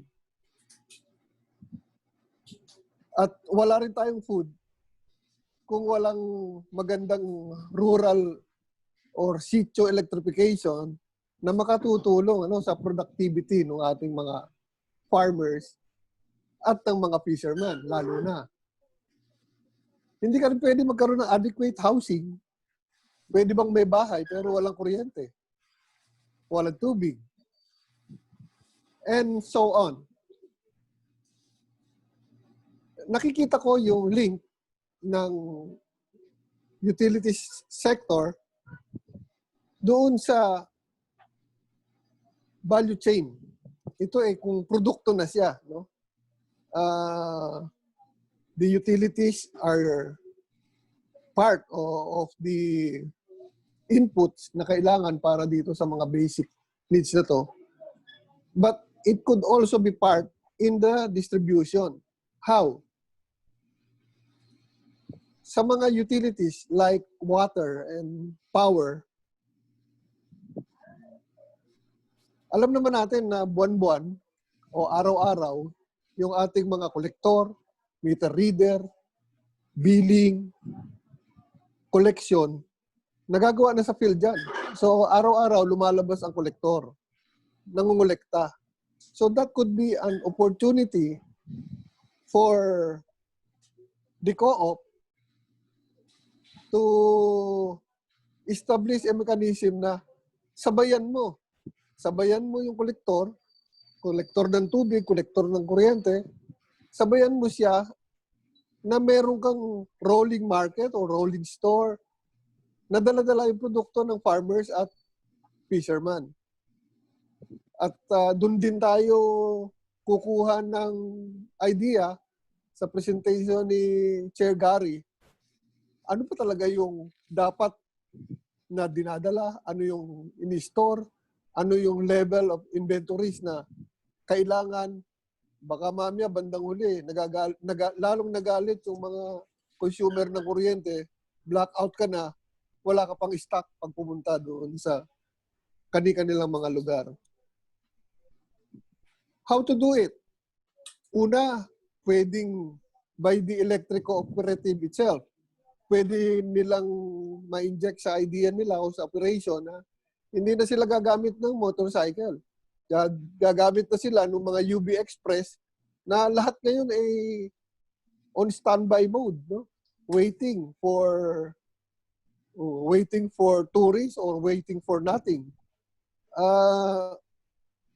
Pwede siyang magamit sa halip na motorcycle, UV Express, or yung mga lumang jeep na phase out, pwede siyang magamit for the distribution. So, pwedeng co-op yan, pwedeng joint venture, or pwedeng i-outsource. Pero dapat yung kan-joint venture mo, co-op din. Yung outsource mo, dapat co-op din. Para exclusively co-op affairs, co-op transaction. Nagawa na rin yan noon di ba? At ginagawa ngayon. Yung mga kadiwa store concept, rolling store, yung rolling market, nagawa na yan. At makatulong pa tayong ma-enhance yung health protocol. Hindi na dadagsa sa palengke yung mga consumer mo. Doon na sa bahay. Kanya-kanyang So, paano? Siguro yung financial sector pwedeng tingnan yung mag-develop tayo ng module to bankroll the concept. It will of course generate generate employment at maaaring lower cost yung produkto sa consumer. May introduce natin yung co-op product. And then create small business, no? So,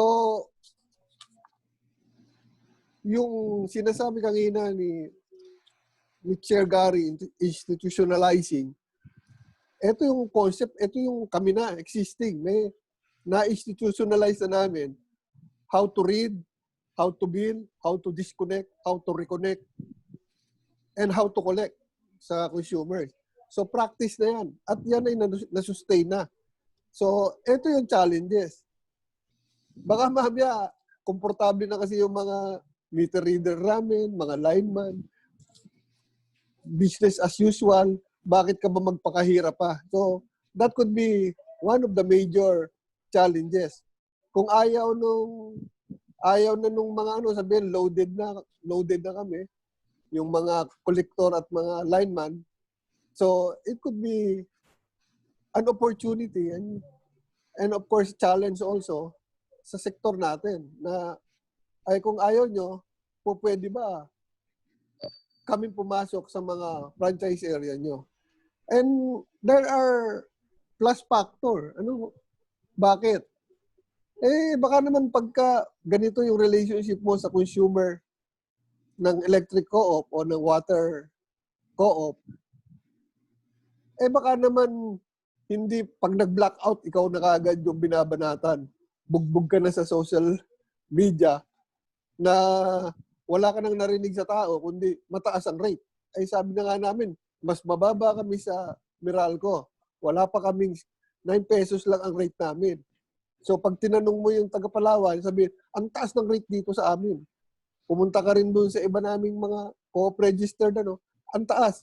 Pero mababa yung mga electric co-op na nakarehistro sa CDA. So palagay ko na-institutionalize na yan sa isip ng tao. Pag presyo ng kuryente, pag may binayaran, mahal. So baka ito, value added din ito dun sa ating mga consumers. Baka makatulong, ma-develop yung relationship natin, makatulong pa sa value chain at ma-institutionalize yung value chain with the current practice na nung electric co-op. So, may opportunities. Anong opportunities ngayon? Alam naman natin yung prangkisa pa lang ngayon, malapit na mga mag-expire. That could also be an opportunities doon sa sektor ng co-op. Pwede tayong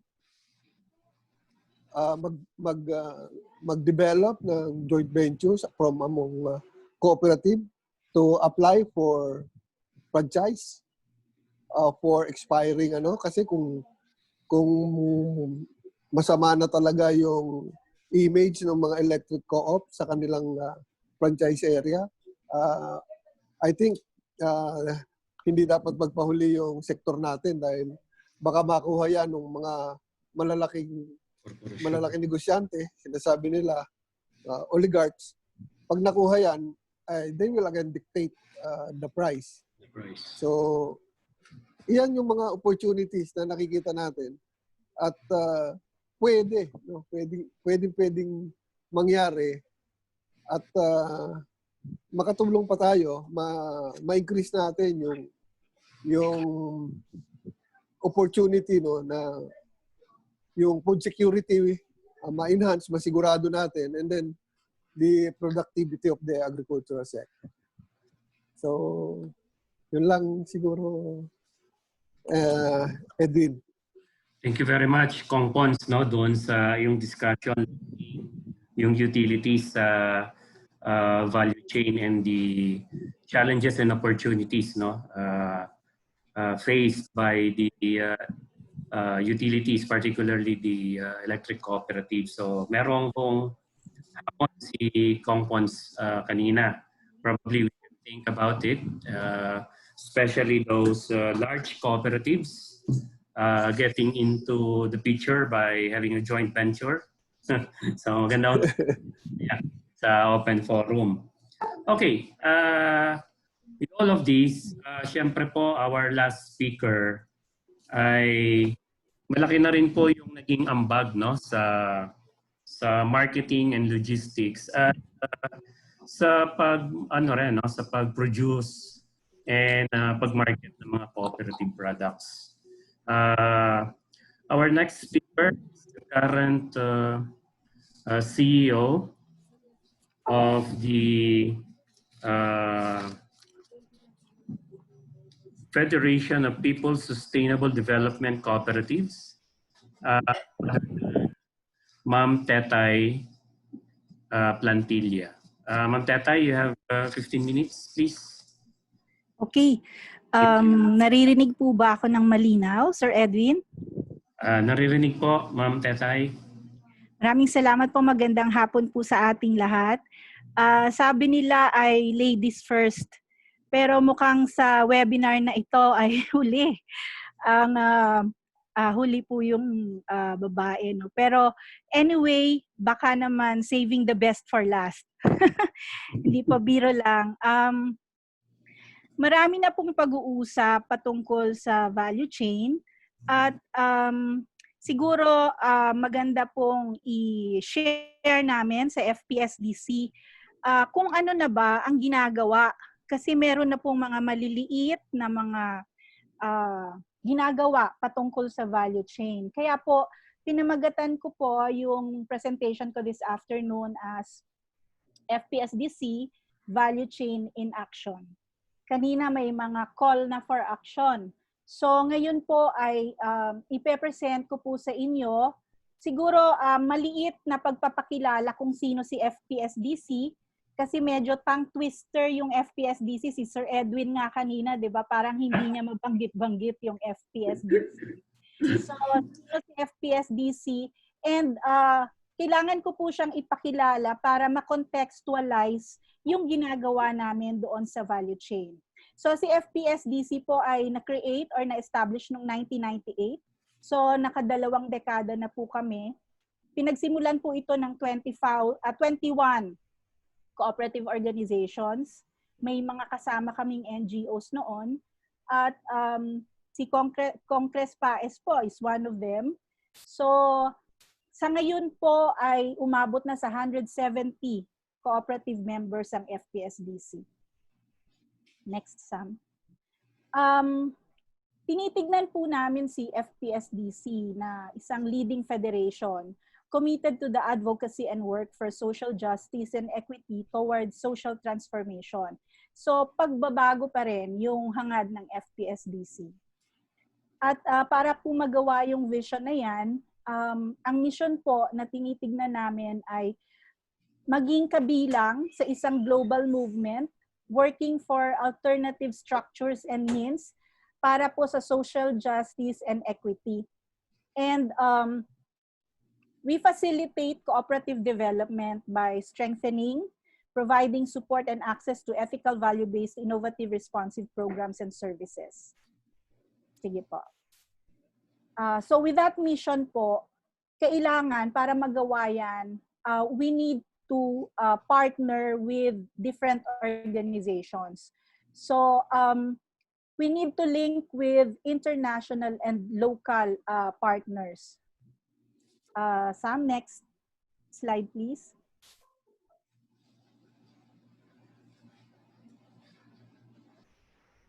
Wala po ba? Hindi po yata lumalabas yung slide. So, okay. Bago po yon, yung FPSDC, ang overall advocacy niya po, dahil ang pangalan niya ay Federation of People's Sustainable Development Cooperative, nakapaloob po dun sa kanyang advocacy yung 4Ps. Ganito po namin dinidefine yung sustainable development. We look at people, na kung saan nandoon ang ating mga cooperatives, yung ating pong engagement sa social solidarity economy, yun pong paniniwala natin na dapat ang utilities, electric and water ay dapat minamanage ng tao. We advocate for that. And of course, yung social justice, equity, gender sensitivity. At tinitignan din po namin yung planet, environmental sustainability. Kaya nga po, nag-a-advocate kami ng sustainable agriculture, organic farming, and the likes. So pagdating po sa prosperity, hindi lang po usaping pera yung tinitignan namin dito or financial security, but we also look at food security or sovereignty. And of course, dapat yung tatlong P's, yung people, planet, prosperity, should lead to peace. Sige po, next po. So kanina nabanggit ko yung para magawa namin lahat ng ito ay dapat makipag-partner. Importante po yung partnership. So we have our international affiliation and our local affiliation.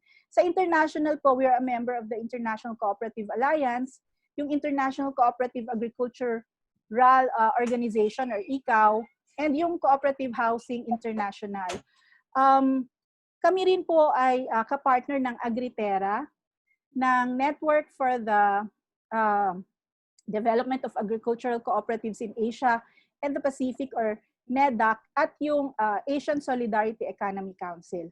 Sa local po, of course, membro po kami ng PCC, ng FSSI, MCPI, NAPSI, Co-op Sector Council. We are also a partner of Xavier University, CAPCOR, yung Coco Asia Prime Corporation, DTI, and TESDA. Of course, hindi na po nabanggit si CDA dyan dahil given naman yun, nakapartner natin si CDA. Next, please. So ito po yung products and services ni FPSDC. Meron po kaming dalawang products, financial and non-financial. Sa financial, we provide loans and we also accept investments from members. Sa non-financial, we provide institution buildings, mga lakbay-aral, exchange studies, etc. And we also we are also into the development of a sustainable community or yung Co-opville sa Cagayan de Oro. Pero magfo-focus po ako dun sa distribution and marketing dahil yun po yung pinag-uusapan natin ngayon, yung value chain.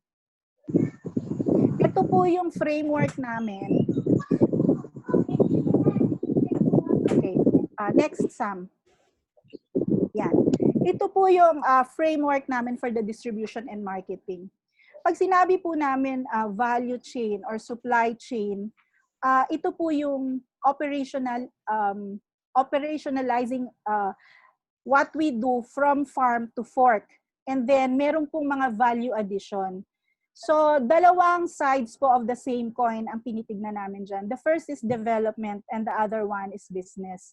Doon po sa development, ang ginagawa po ni FPSDC sa kanyang mga miyembro ay kino-consolidate niya yung produkto ng miyembro and binibili niya on cash on delivery basis yung mga produkto na ito And then pag kailangan po ng financial assistance para po dun sa production, demo farm, harvest, working capital, pinoprovide din po ito ni FPSDC. And aside from that, we also do development support such as training, infrastructure support, quality development ng mga products, packaging improvement, etc. Ang ka-deal po ng FPSDC dito, of course, the community-based enterprises, kasama ang particularly the cooperative products. Ang value addition po dito ay meron pong dalawang programa. Ito po yung kaninang dinidiscuss ni Sir Gary. Yun pong parang, how do you institutionalize? Ang pagtingin po namin, kailangan mong mag-develop ng mga concrete programs to institutionalize your value chain. So dito po ay nag-create kami ng dalawang programa. Mamaya i-discuss ko yung Hive and yung YLID. That's the development side of the coin. Pagdating naman po sa business side of the coin, nakatutok po kami sa processing, marketing, and distribution. And ito po yung mga avenues natin para doon sa marketing and distribution. Supermarkets, institutions, export, TV shopping, web shop or yung e-commerce, and meron din pong FNC kiosk. Later siguro po, mas i-expound ko pa yan. Next slide, please. Okay. Ito po yung brand na ginagamit ni FPSDC to carry the products from cooperative and community enterprises. It helps farmers, fisher folks, and community enterprises get better income. So ito pong brand na ito ay Farms and Cottages. Kung mapapansin nyo po, itong brand na to ay kinikerry niya yung Co-op Marque. Ito po ay approved or with license from FDA. It's OCCP certified, it's halal certified, and of course, it's proudly Pinoy. So ganyan po pinackage yung ating brand na Farms and Cottages. Next, please. So ano po yung mga products under Farms and Cottages?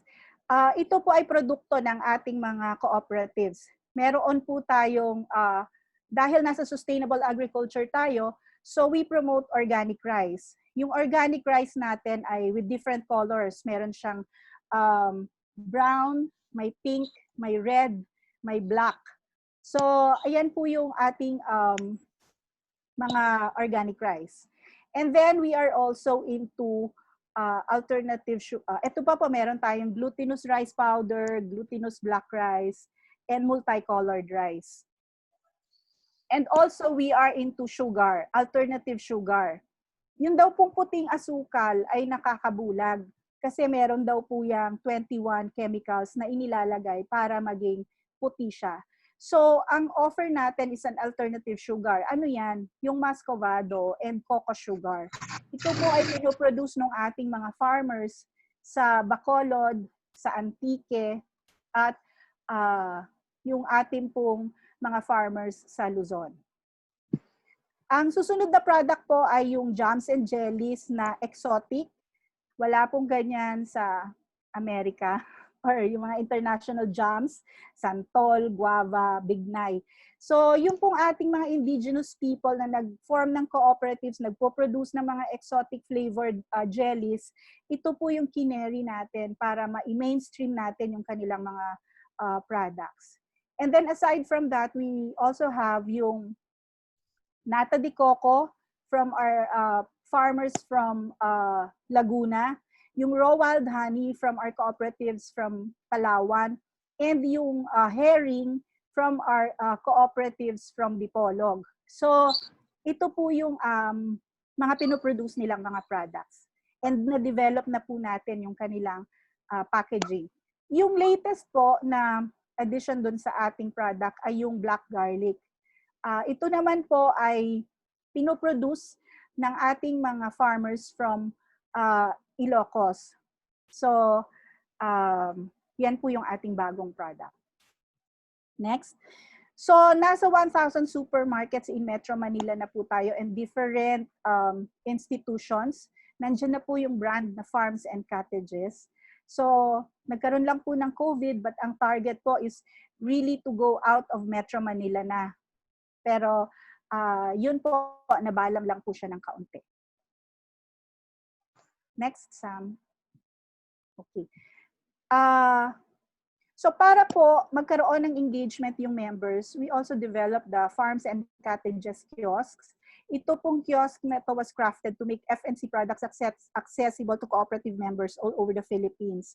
So it is also meant to inform consumers that the FNC brand is a brand of varied cooperative products. Sa ngayon po ay FNC lang na brand ang nakalagay dyan. But if the brand of SIDC or other cooperatives ay gustong maglagay dyan ng products, pwede din po yun. And meron na pong package para po dyan sa kiosk na yan. And aside from the kiosk, meron din po tayo yung ating pilingpinoy.coop. Ang Piling Pinoy po is a web shop or e-commerce. Gusto po kasi natin ilagay yung mga products ng cooperatives and communities sa mainstream market and makakapag-complement tayo dun sa other products brought by the ASEAN Economic Integration. And ang services na ino-offer po nitong Piling Pinoy ay sales, infrastructure, and consulting. So katulad rin po yan ng mga Lazada. Lalagay natin doon yung picture ng ating mga products and then we take orders, we deliver to them. Ito na po yung ginagawa. So kung makikita nyo po, dito po sa framework, ang wala na lang po tayo dyan, nasa supermarkets na tayo, nasa institutions.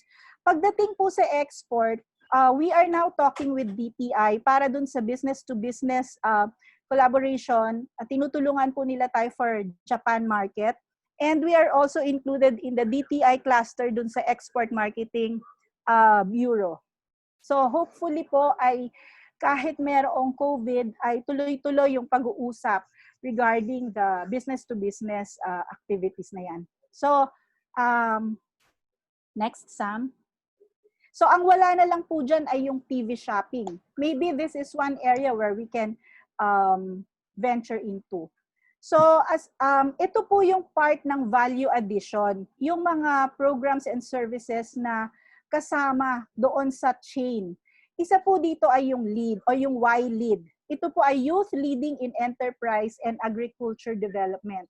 Naka-focus po ito para doon sa mga kabataan because we would like to encourage them to engage in viable and sustainable agri-enterprises. Ito rin po ay para ma-address yung problema na tumatanda nating mga magsasaka. At we would also like to develop and innovate viable and sustainable products galing po sa ating mga youth. At ito po ay dapat nag-umpisa nung May. This is a 3-month certificate course in partnership with an endorsing co-op member, the Academe, Xavier University po ang kapartner, and other organizations. And then, yung participating youth will be taught courses on business development, product development, communication, leadership, among many others. And the participants will be tasked to come up with products that can be produced in their respective cooperatives. They can opt to sell their products on their own or FPSDC can procure from them. And then to culminate the program, the participants will be presenting their final concept through a business pitch. Yung top students po will be rewarded with either initial capital and or mga learning exchanges, pwedeng in different countries. Katulad po ng nabanggit ko kanina, dapat nung May, nagsimula na po yon at natapos sana ng July. But because of COVID, nahinto rin po siya and we're making some adjustments. So after ng Y-Lead courses, lahat po ng participants dyan na youth will be organized into a youth council to be deemed as Y leaders. From here, they will be groomed to become the next generation of cooperative leaders and will also be given the chance to obtain a seat in the governing board of FPSDC. So that's one value addition. Aside from that, ito po yung kaninang sinasabi ni Sir Gary na dapat daw ay scalable and then yung institutionalizing. So ang ginawa po ng FPSDC ay nag-develop siya ng Hand-Holding in Viable Enterprises Program or yung HIVE. Kung familiar po kayo sa corporate finance, corporate franchising, ito po ay social franchising. Ano po ang nakapaloob dito? Dito po ay buong package. Parang ibababa na lang ito sa'yo. Kung ikaw ay mag-i-incubate ng bagong enterprise or meron ka ng existing enterprise na gusto mong palakihin, package na po siya. Kasama ang technology transfer, business development support, establishment of product standards, yung pong binabanggit ni Sir Gary kanina na inventory management, ordering system, warehouse management, safety of the workplace, kasama po siya dyan. And then may akibat din pong training skills development, infrastructure support, enhanced access to marketing and distribution, and of course, kasama ang financing and insurance.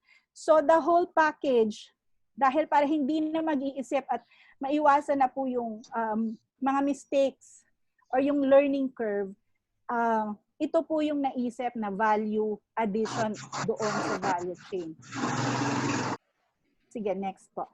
So ang unang-unang enterprise po na pinackage namin ay yung hive for cocoa sugar. So bakit po cocoa sugar? Sige. Kasi po, base sa aming pag-aaral, both local and export market, meron pong increasing demand for cocoa sugar. So yung top export markets po include USA, Canada, Norway, France, and Middle East among others. And compared po sa traditional copra, turning cocoa sugar production promises better income for farmers. Based from the study of PCA, yung isang hektarya po ng coconut farm for copra na kumikita ng net income na 17,000, compare mo po siya sa cocoa sugar production, kikita siya ng 631,950. So ito po yung, base dun sa binuo namin pag-aaral, ay mas profitable po siya compared to copra. So mas maganda siyang i-engage ng ating mga coconut farmers sa ngayon. At meron po kasing production gap. According to PCA po, ang napoproduce lang natin ay 17,010 metric tons. Kulang po siya ng 47%. Ang kailangan po ay 31,573 metric tons. And in addition to this, the projection for target cocoa sugar production, tumataas po siya ng 3-folds every year. So yun po ang rason kung bakit cocoa sugar muna. Kanina sabi ni Sir Loretz, huwag niyong ipipilit. Dapat titignan niyo kung ano yung mas kikita at mas applicable dun sa area. And since we are a coconut country, tingin po namin maraming magbe-benefit dito. So ito po yung parang package inclusion ng social franchise, site construction improvement support, transfer of production technique, may business development support, training, standardized operation, equipment, signage, staff uniform, grand opening, accreditation, marketing of cocoa sugar, may financing insurance. Kasama po dyan yung feasibility. Siyempre, hindi naman po natin yan ipupush if this is not feasible. So yung total investment, payback period, sales assumptions, and terms and fees. So, yan po. And then, bakit pumasok si FPSDC dito? What's in it for FPSDC? Because we want to have a sustainable operations. Kanina nababanggit, dapat sustainable. And of course, we would like to promote the competitiveness of products from our cooperatives. And since we're going export, kailangan dito muna sa atin, ma-establish yung ating backbone natin for export initiatives. Okay. Next. Okay. So aside po, Sir Ed, ilang slides nila? Aside from the... Okay po. So the next po enterprise that we are already developing is the hive for black garlic. So, ganun din po yung konsepto, the whole package. Okay. Ano pa ba? Ito po yung sample nung sinasabi ni Sir Gary kanina na piloting. So, we will be piloting na po the first cocoa sugar processing plant and black garlic processing plant. Siguro by September po ay magsa-start na po yung ating processing to be replicated in other areas, of course. Next po. So some takeaways na lang. Number 1, agriculture is viable and has promising potential, especially for the youth. Cooperative is the best business model to attain the sustainable development goals. Value chain is doable and cooperatives can really play a major role in it. Linkages is vital in order to succeed in sustainability, and innovation is the key. It is important to play the game of change in order for us not to be obsolete. Tapos, meron lang po kaming mga nakitang challenges and recommendations. Samog na yan. Yung challenges and recommendations po, tingin namin doon po sa buong chain, while nandun na po tayo sa buong chain, ang isa pong pwedeng pasukin ng ating mga cooperatives ay yung logistics. We can start considering to venture into logistics business in order to complete. Sa ngayon po ang FPSDC, ang kausap niya in terms of logistics ay private. Sana kung merong co-op na who's into logistics, maganda po sana na yon, kabilang siya doon. And then aside from that, yung payment system, doon po sa aming e-co-op trade, pilingpinoy.coop, ang ginagamit po naming payment option ay corporation din. Maganda po sana yung kaya lang po sa ngayon ay wino-work out pa daw nila kung paano yung aming connectivity Pero hopefully po ay maayos na yon yung connectivity between Piling Pinoy and Kaya para yun na yung payment option. Kompleto, sana co-op lahat. And then the next po ay market outlets. Si Sidsi, si Victo po ay nag-create sila or na meron na nag-venture na sila doon sa mga co-op marts. Maganda pong may co-op marts and convenient outlets para yun sana yung magiging warehouse na rin so that pag may umorder sa Piling Pinoy, halimbawa sa Cebu, sila na, si Victo na yung magdi-deliver dun sa mga orders na yon online. Yon. Meron pa ba, Sam? So for more information, contact us. Ito po yung aming mga contact numbers, yung ating website, and mga email addresses. Yan po. So with that, salamat po sa pakikinig.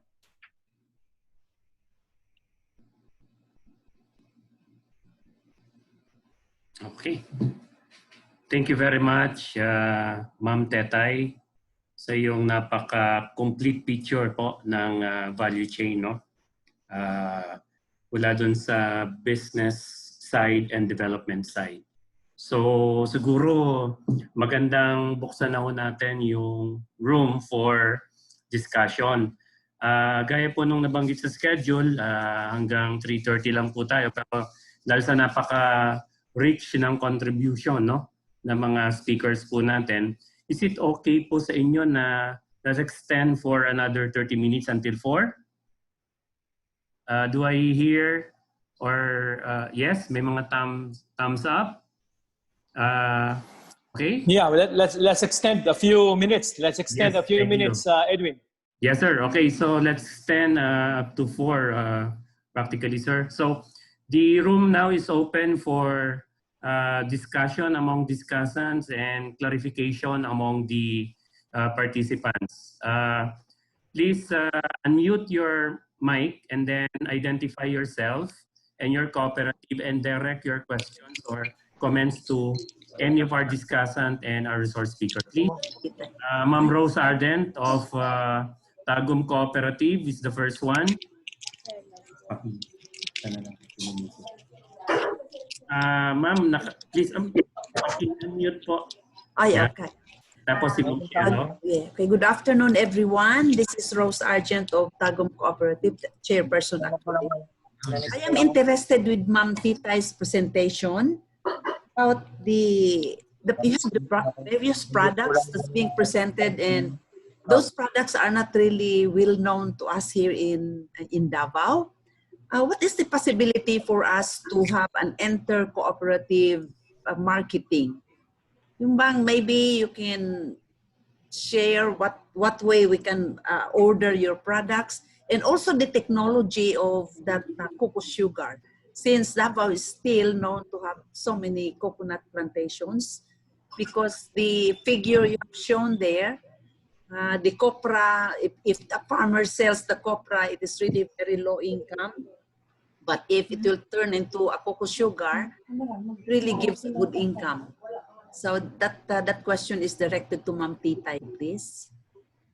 Okay, ma'am, we will collect questions first. Tapos, after collecting 3 questions, sasabihin ko yung mga papers. That's all right. Okay, Ma'am Rose. The second pala, Ma'am Cielo, is Rogelio Decal, and then si Ma'am Cielo. Sir Roger. Sir Okay, Roger. Good afternoon. This is Roger Decal from Countryside Builders Multipurpose Cooperative. We are Manila-based, but we would like to go into agri-production. That is why we are looking, if your cooperatives have foreclosed properties, we could go into lease agreement, either lease with option to purchase or a joint venture with your cooperative, so we could go into agricultural development projects of our cooperative. Our cooperative is mostly composed of land bank, executives, retirees, so that is what we would want to do. Para kung sakali meron kayong foreclose o meron kayong mga lupa na alam ninyo, pwede nyo i-alok sa amin. Thank you. Comments lang po yan, no, ni Sir Rogelio Decal. Okay po yun. Later we will go back to that. Ma'am Cielo, please. Tapos, Cielo po from San Dionisio Credit Cooperative. So this afternoon, maganda po itong session na to, no? But yung presentation po ng mga speakers, like yung pinresent ni Sir Godwin and Doc Gary and all the speakers, plus itong Keteta, itong huli. Since yung Keteta is a working model, baka kung ano na lang yung component na wala doon as a suggestion, maidagdag pa natin. Of course, if PSDC is willing, then siguro through PCC, kasi may mga services na na-identify na kaagad si Tetay na kulang. And there are cooperatives looking for other services that could be delivered or a business that could be rendered by the cooperative, like the logistic. May na-mention siyang logistic and yung sa dalawa yun eh. Ano nga ba? Payment options. Payment options. Wherein na yun ang walang co-op na nandoon and sa private nila kinukuha. So baka through PCC, itong mga federation mag-sit down and ano ba yung wala dun sa model na could be tapped from the different primary or even secondary kasi working na yung model. So why do we need to reinvent the wheel kung nandyan na siya? At ang suggestion ko lang, yung model sana na in-explain ni Ted, ay napakaganda niya, ay maging more inclusive. Kasi maraming farmers na simpleng farmers lang eh. So how do we, yun ang gusto nating tulungan eh, di ba? So how can we make that model very inclusive for the simple farmers na nangangailangan talaga ng tulong sa atin sa sector? Thank you po, Ma'am Cielo. So first, yung question po and concern ni Ma'am Rose, and then yung second ni Ma'am Cielo. Anyone from the discussant can intervene and answer the positions or questions raised by Ma'am Cielo. So, Ma'am Tetay, please proceed first. Thank you, Sir Edwin. Una muna yung kay Ma'am po sa Tagum Co-op. Sa ngayon po ay wala pang distributor sa Davao ang FNC products. But then, dahil nasa mga supermarkets na po tayo, if you will go to yung Gaisano, Shoemart, Robinsons, dyan sa Davao, nandyan na po yung mga products natin.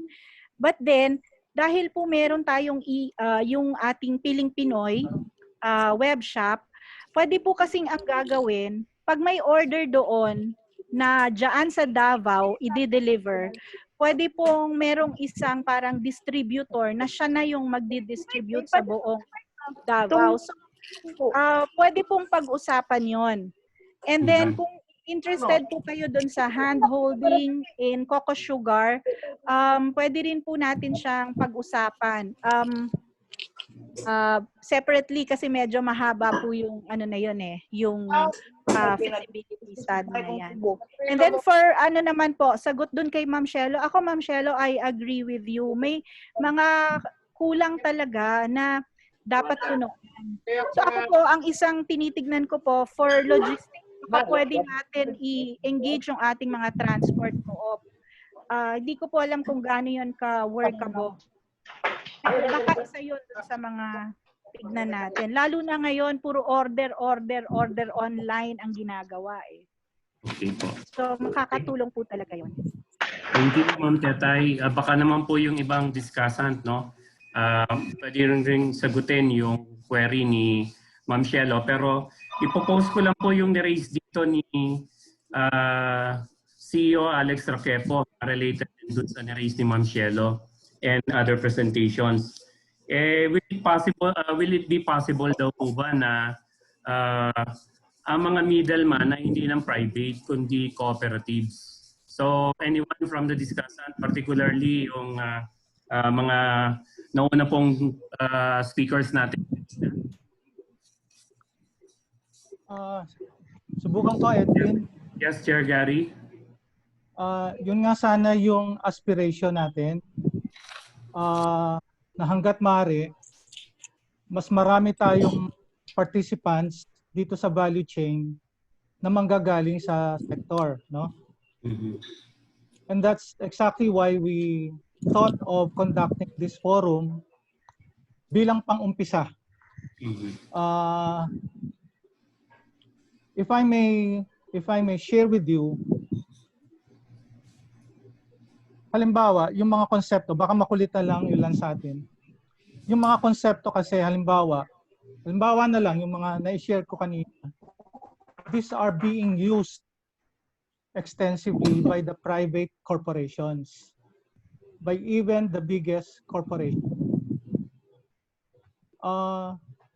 Secondly, ang sabi natin, gusto nating ma-improve ang income ng ating mga farmers. Para ma-improve ang income ng mga farmers, ang isang dapat tingnan ay yung kanilang cost, yung kanilang gastusin. Pag sinabi natin gastusin, ang dalawang elemento na pumapasok dyan, lalo na sa pagpo-produce ng ating mga farmers at pag-stock, ay yung inventory carrying cost for one, at yung cost na hindi mo masaserbisyuhan ang iyong customer. Kapag ka isinuma-suma natin itong mga cost na ito na nagpa-pile up, either dahil na kinulang ka ng stock sa iyong inventaryo or nasobrahan ka ng todo-todo sa iyong inventaryo, all these costs will add up. And when this cost pile up, necessarily, malaki ang may babawas sa dapat nakitain ng ating mga farmers. Secondly, baka iisipin ng ilan sa atin, baka yung mga farmers natin won't be in a position para pag-isipan pa yan eh. Ang gusto nila, mag-produce na lang ng mag-produce at mai-dispose ang kanilang produce. In relation dito sa balik probinsya, ang isang posibilidad, marami ang madi-displace dito sa, halimbawa, sa NCR, mga college graduates, mga potential analysts. Posibleng sila ang magamit katuwang ng mga farmers para tulungan sa pagmamanage ng kanilang mga inventaryo. This could be a manifestation of the regional dispersion na nais na makamit natin ng ating gobyerno dito sa balik probinsya. Diba? May mga in-order kong mga... So again, ulitin ko, this may be looked upon as very basic concepts, but we really think about it. Tulad ng sinabi ni Tetay, yung inventory management, tinitingnan na rin nila. Gusto kong isipin, lalong magiging mas progressive ang FPSDC if they begin looking more deeply into managing hindi lang inventaryo ng FPSDC, kundi inventaryo mga suppliers ng FPSDC as well as ang mga outlets na pinagbabagsakan nila ng mga produkto. Yun. Yun lamang. Thank Sir you, Chair. Edwin. Sir Yes, Edwin. sir. Yes, Pwede, Sir Edwin. Kong Pais po ay nagtataas. Yes, Kong Pais, please. Please share your comments and their Yeah, query, sir, kung kanina. maraming salamat, and I'm so glad to be with you here and encountering my friends. Nice to see my friends around. We are all so active pa kahit sa panahon na ito. Ito yung kwan ko lang nga idagdag sa discussion ganito. Kasi yung business model ng FSDC, magandang business model yan. Ako ay saludo ako dyan. Wala akong problema dyan. Pero iba-ibang federation, iba-iba ang business model. Like in our case, our business model is to localize the processing activities sa value chain in order to generate local employment. So in other words, like for instance, 2 years ago, we mobilized support from South Cotabato, who is so advanced in cocoa sugar processing. And I brought that group to Cebu and helped set up the cocoa sugar processing in Lamak Multipurpose Cooperative. Ngayon, after 3 years, lumalaki, at saka naka-generate ng employment dito sa barangay ng Lamak. And at the same time, yung cocoa sugar nila being distributed to their about almost 50 branches throughout the Visayas as the market outlet nila. So dito you shorten the supply chain, because as you shorten the supply chain, there is not much margin. So sa amin, although maganda yung targeting the supermarkets, yung mga grocery stores and all that, the trouble here is you cannot get so much return from that value chain kasi nandoon yung layers sa kanila eh. So ang isang business model is localize natin. So kami, I already discussed this one time doon sa ADB, yung may convention doon. Sabi ko sa kanya, ganito ang gagawin na lang natin. Mobilize namin yung mga member co-ops mag-cocoa sugar kasi kayo yung expert dyan. Provide the technical support. Sa inyo na ang packaging, sa inyo na ang branding. So that dala-dala namin, pareho din the same packaging. And then I think that's the only way we can fast track the scaling up dito. And that is not supposed to be true only to cocoa sugar. Pwede din yan sa ibang products. Kahit sa cacao, kahit sa coffee and all that. Because everything pwede naman natin i-centralize eh. Yung coffee processing mo, i-centralize mo. Yung cacao processing mo, i-centralize mo. Pero kung ang ating tingin is to expand rural employment, isang business model din yan. But in terms of integration, pwede nga magsusupport ng FSTC. After all, advanced naman ang FSTC sa technology, lalo na sa packaging and branding. Ito lang yung masabi ko tungkol doon sa possible collaborative Thank you, Kong. Yeah. Thank you very much, Kong Paes, for that contribution. No? I think yan naman po yung intention din ng ating forum. Lalo pat we are now discussing the Balik Provincia program. So either it's local or national, international, ang habol po natin dito ay promotion ng agricultural products and creation of employment. So ganda po siguro yung suggestion ni Father kanina. Father, yung sa suggestion mo ay magkaroon ng strategic plan, ano? Ma-identify yung mga champions. So would you like to elaborate? Yeah, PCC. Yeah, we need the PCC to initiate the next round. No? Siguro by August, we can gather itong mga primaries and secondaries na active sa agribusiness. At alam natin champion eh. Itong mga champion natin, FBSDC is a champion, Nueva Segovia is also a champion, no? At identify natin yung mga may track record na mga federations natin na active sa agri. Sabi nga ni Shelo, we don't have to reinvent the wheel, no? We support what works, no? We support what works. At ang maganda, mag-invest tayo mga primary sa mga federations na ito and help in marketing their beautiful products, no? Mag-invest tayo sa mga agri-federations as primaries at tayo rin ay bumili ng kanilang mga produkto. Yeah, very good. Thank you, Father. Kanina po nagtataas. Sir Edwin. Si Ma'am Sir Edwin. Hernie po. Yes, sir? Who's... Yes, sir. Sir, can we allow first Ma'am Hermie? May raise yata siyang comments or question. Ma'am Hermie, please, before I call you. Hello? Am I heard? Yes, Hello? ma'am. Hear me? Hello? Oo.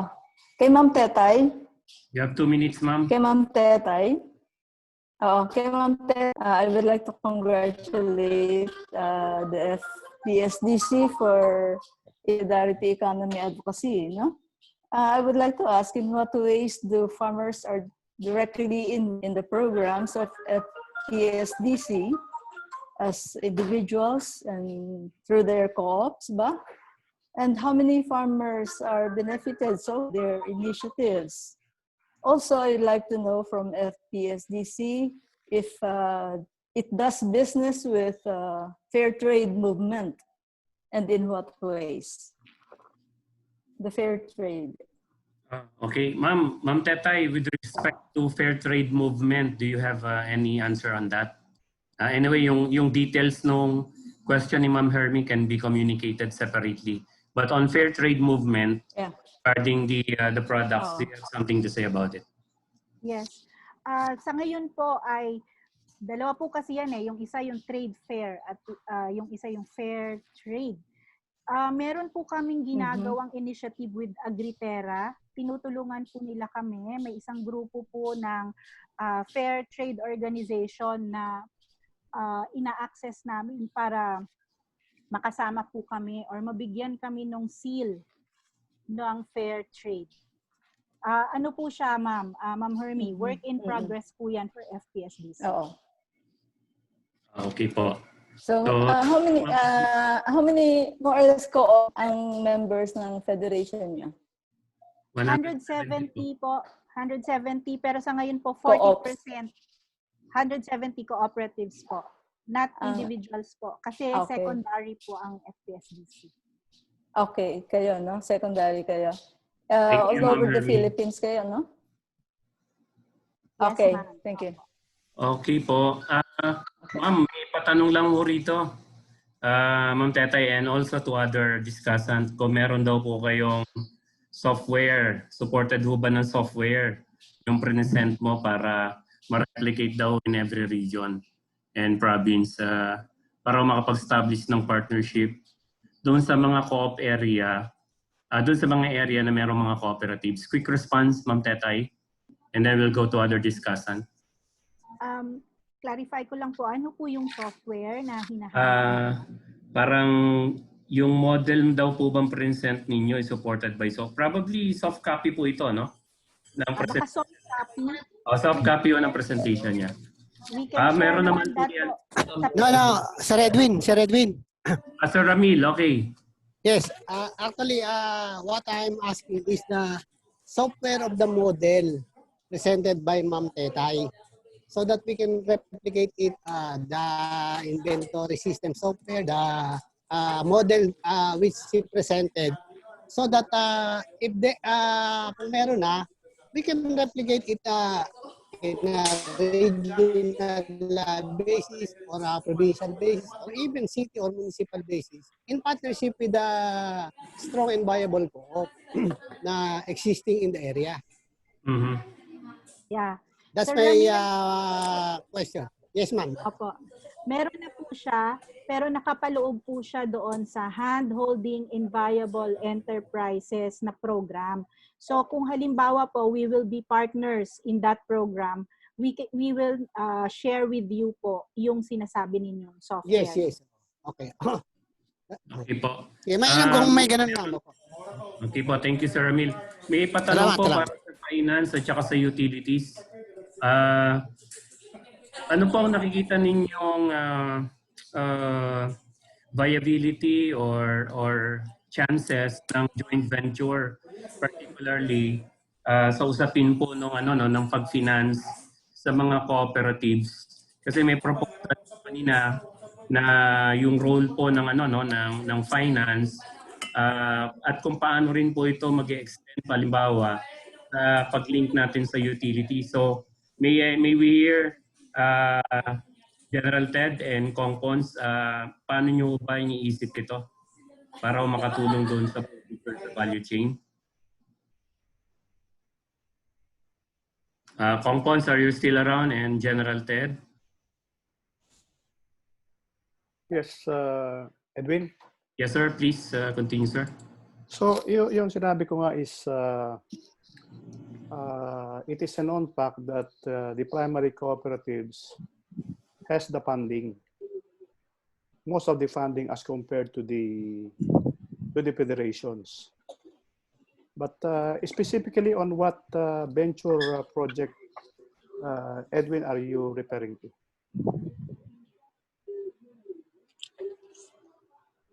Edwin?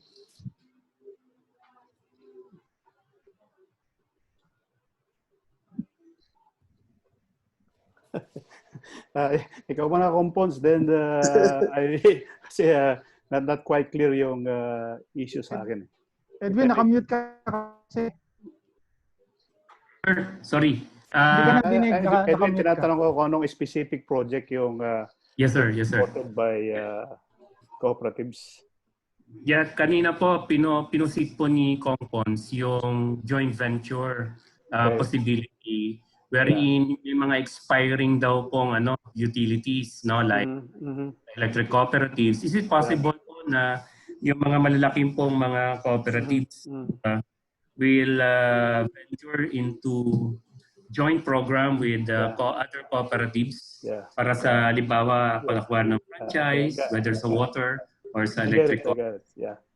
Anyway, halimbawa yung cooperatives, let me cite the example of ACDI. Open naman kami sa mga joint venture programs. But as usual, in any business, siyempre merong study ng due diligence and the potential to fund it. Kasi when you, of course, we know, everybody knows that you conduct due diligence. You always talk about your ability to finance the project, your ability to acquire losses, acquire liabilities, and your ability to sustain the business. So if everything, if the result of due diligence is positive and these co-ops, example like ACDI and other co-ops, if they have the investable funds, then it is really worth venturing into. So you cannot say yes, you cannot say no, but it all depends on the further study of the project. But I think co-ops are ready for that, on the assumption that it can be, the business is sustainable and you have the money to fund it. So that's Thank you, John Ted. Thank you. Kongkons, quick comment, sir. If you have any. Yes, yung nangyayari kasi ngayon sa industriya, nakikita naman natin yung sa Iloilo, private yun, private na take over na another private. So ito ay grupo ng Rason family. So ganito na yung nangyayari. So ang akin, baka pwede maghanda yung sektor natin, yung cooperative sector, maghanda sa ganitong mga opportunities na yung mga electric co-op, pa-expired na yung mga niyan, malapit na mga expiry ng kanilang prangkisa. And a good sample is in Negros Occidental. Meron doon nag-apply ng franchise, cooperative, agri group, no? Na nag-file ng franchise, no? Application for franchise. So, bago tayo maunahan ng malalaking players, ang sa akin, baka pwede isama natin sa ginagawa nating bakit sila? Dapat yun ang sektor. Okay po. Thank you, Kong. We're running out of time. Sir. So, Edwin, magdagdag lang ako. last point na lang po. Chair Gary. And Chair Gary and Me, 2 minutes. Edwin. After Alex, okay. So after ni Sir Alex, Chair Gary, you have the floor. Yes, Sir Alex. Parang dagdag lang kung tama yung pagkaintindi ko kanina sa tanong, yung one co-op one primary investing in another primary, yun ang tanong. Yes, sir. But anyway, primary. kung sakali, na-given, di ba, halimbawa lang, given yung mga restrictions sa pag-i-invest ng isang primary in another primary, kahit na sabihin pang may viable na investment na tinitingnan, siguro isang workaround, among others, ay yung in the form of deposits, no? For as long as my understanding between the two primary co-ops that it is supposed to be an investment. Siguro another option ay to go through a federation. Tulad ng sinasabi ni Father Anton kanina, magandang mai-beef up natin ang lakas ng mga existing federations tulad ng FPSDC, tulad ng NSCC, para kung sakaling may mga primaries na magandang mag-invest, we can course it through these federations. Thirdly, itong mutual fund, mayroon siyang tinatawag na multi-asset allocation, no? Meaning, a certain portion ng funds ng isang mutual fund federation ay pwedeng invest sa co-ops. So these are just 3 of the options that we can explore, no? Yung workaround, hindi ako masyadong comfortable, lalo na kung nandiyan si June Defensor, no? Nandiyan pa ba si June Defensor? Sige po. We'll take note of that, Chair Gary. Dinabalik, kahit madinig mo pa, June. Opo. Okay ka talaga, partner. 3 points raised by Chair Gary. We welcome, Yes, sir. Gary, So, we welcome June Defensor. Yes. We welcome June Defensor in NCR. Yes. Paliwanag ko siguro. Sir, last point na lang po. We're running out of time. Yeah. Sige, Sir, ako na, Edwin, please. Sir. Ang paliwanag give way dito, fund. Sir, let's give way. Sir, let's give way kay Sir Alex na recommend. Okay. Thank you, Edwin, and to all the leaders. Good afternoon. I was raised and reared in the countryside, and I know what's happening here. Actually, I'm here in Ilocos Sur right now, and my worry is the average age of our farmers are getting older and older. And we talk about production, we talk about marketing, but is there something to sell in the first place? Yeah, that's why very noteworthy yung program ng FPSDC tungkol sa LEAD, yung Y-LEAD program nila. If every co-op has this kind of developing the youth to go agriculture, ay maganda. Ngayon dito, wala nang pumupunta sa agrikultura. Lahat nakakakuha na sa kanilang mga gadgets.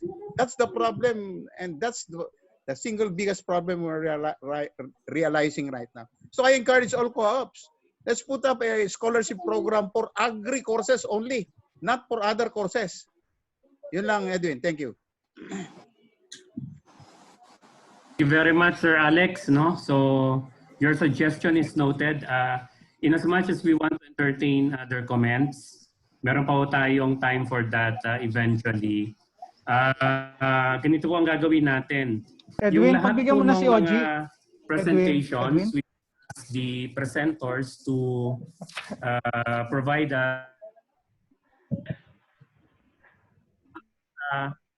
yes, sir? Doon po sa impromptu. Kung pwedeng pagbigyan mo na si OG dahil siya na lang naman ang nagre-raise. Pagbigyan mo na munang mag-comment. Medyo matagal yan pag nag-comment. Parang galing. No. Very short. 2 minutes lang. Alex, very short. Kasi yung co-op namin, saan kami nag-i-invest? Long-term negotiable certificate of deposit, corporate bonds. So we thought of investing in the countryside. And how is this? Sabi natin, bili tayo ng mga foreclosed property. Baka yung co-op may foreclosed property. Of course, mga bangko meron yan.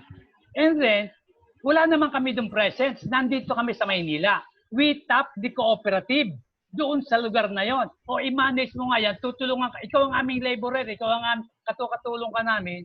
Kaya yung sinasabi kong parang joint venture na yon. Kung kaya niya maglagay ng kapital, well and good. Kung wala, kami ang maglalagay ng kapital, siya ang aming mata, katiwala, or overseer.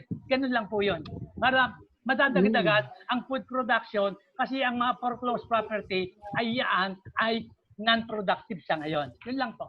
Thank you, Gary. Thank you po, Edwin. Sir Roger. Okay po.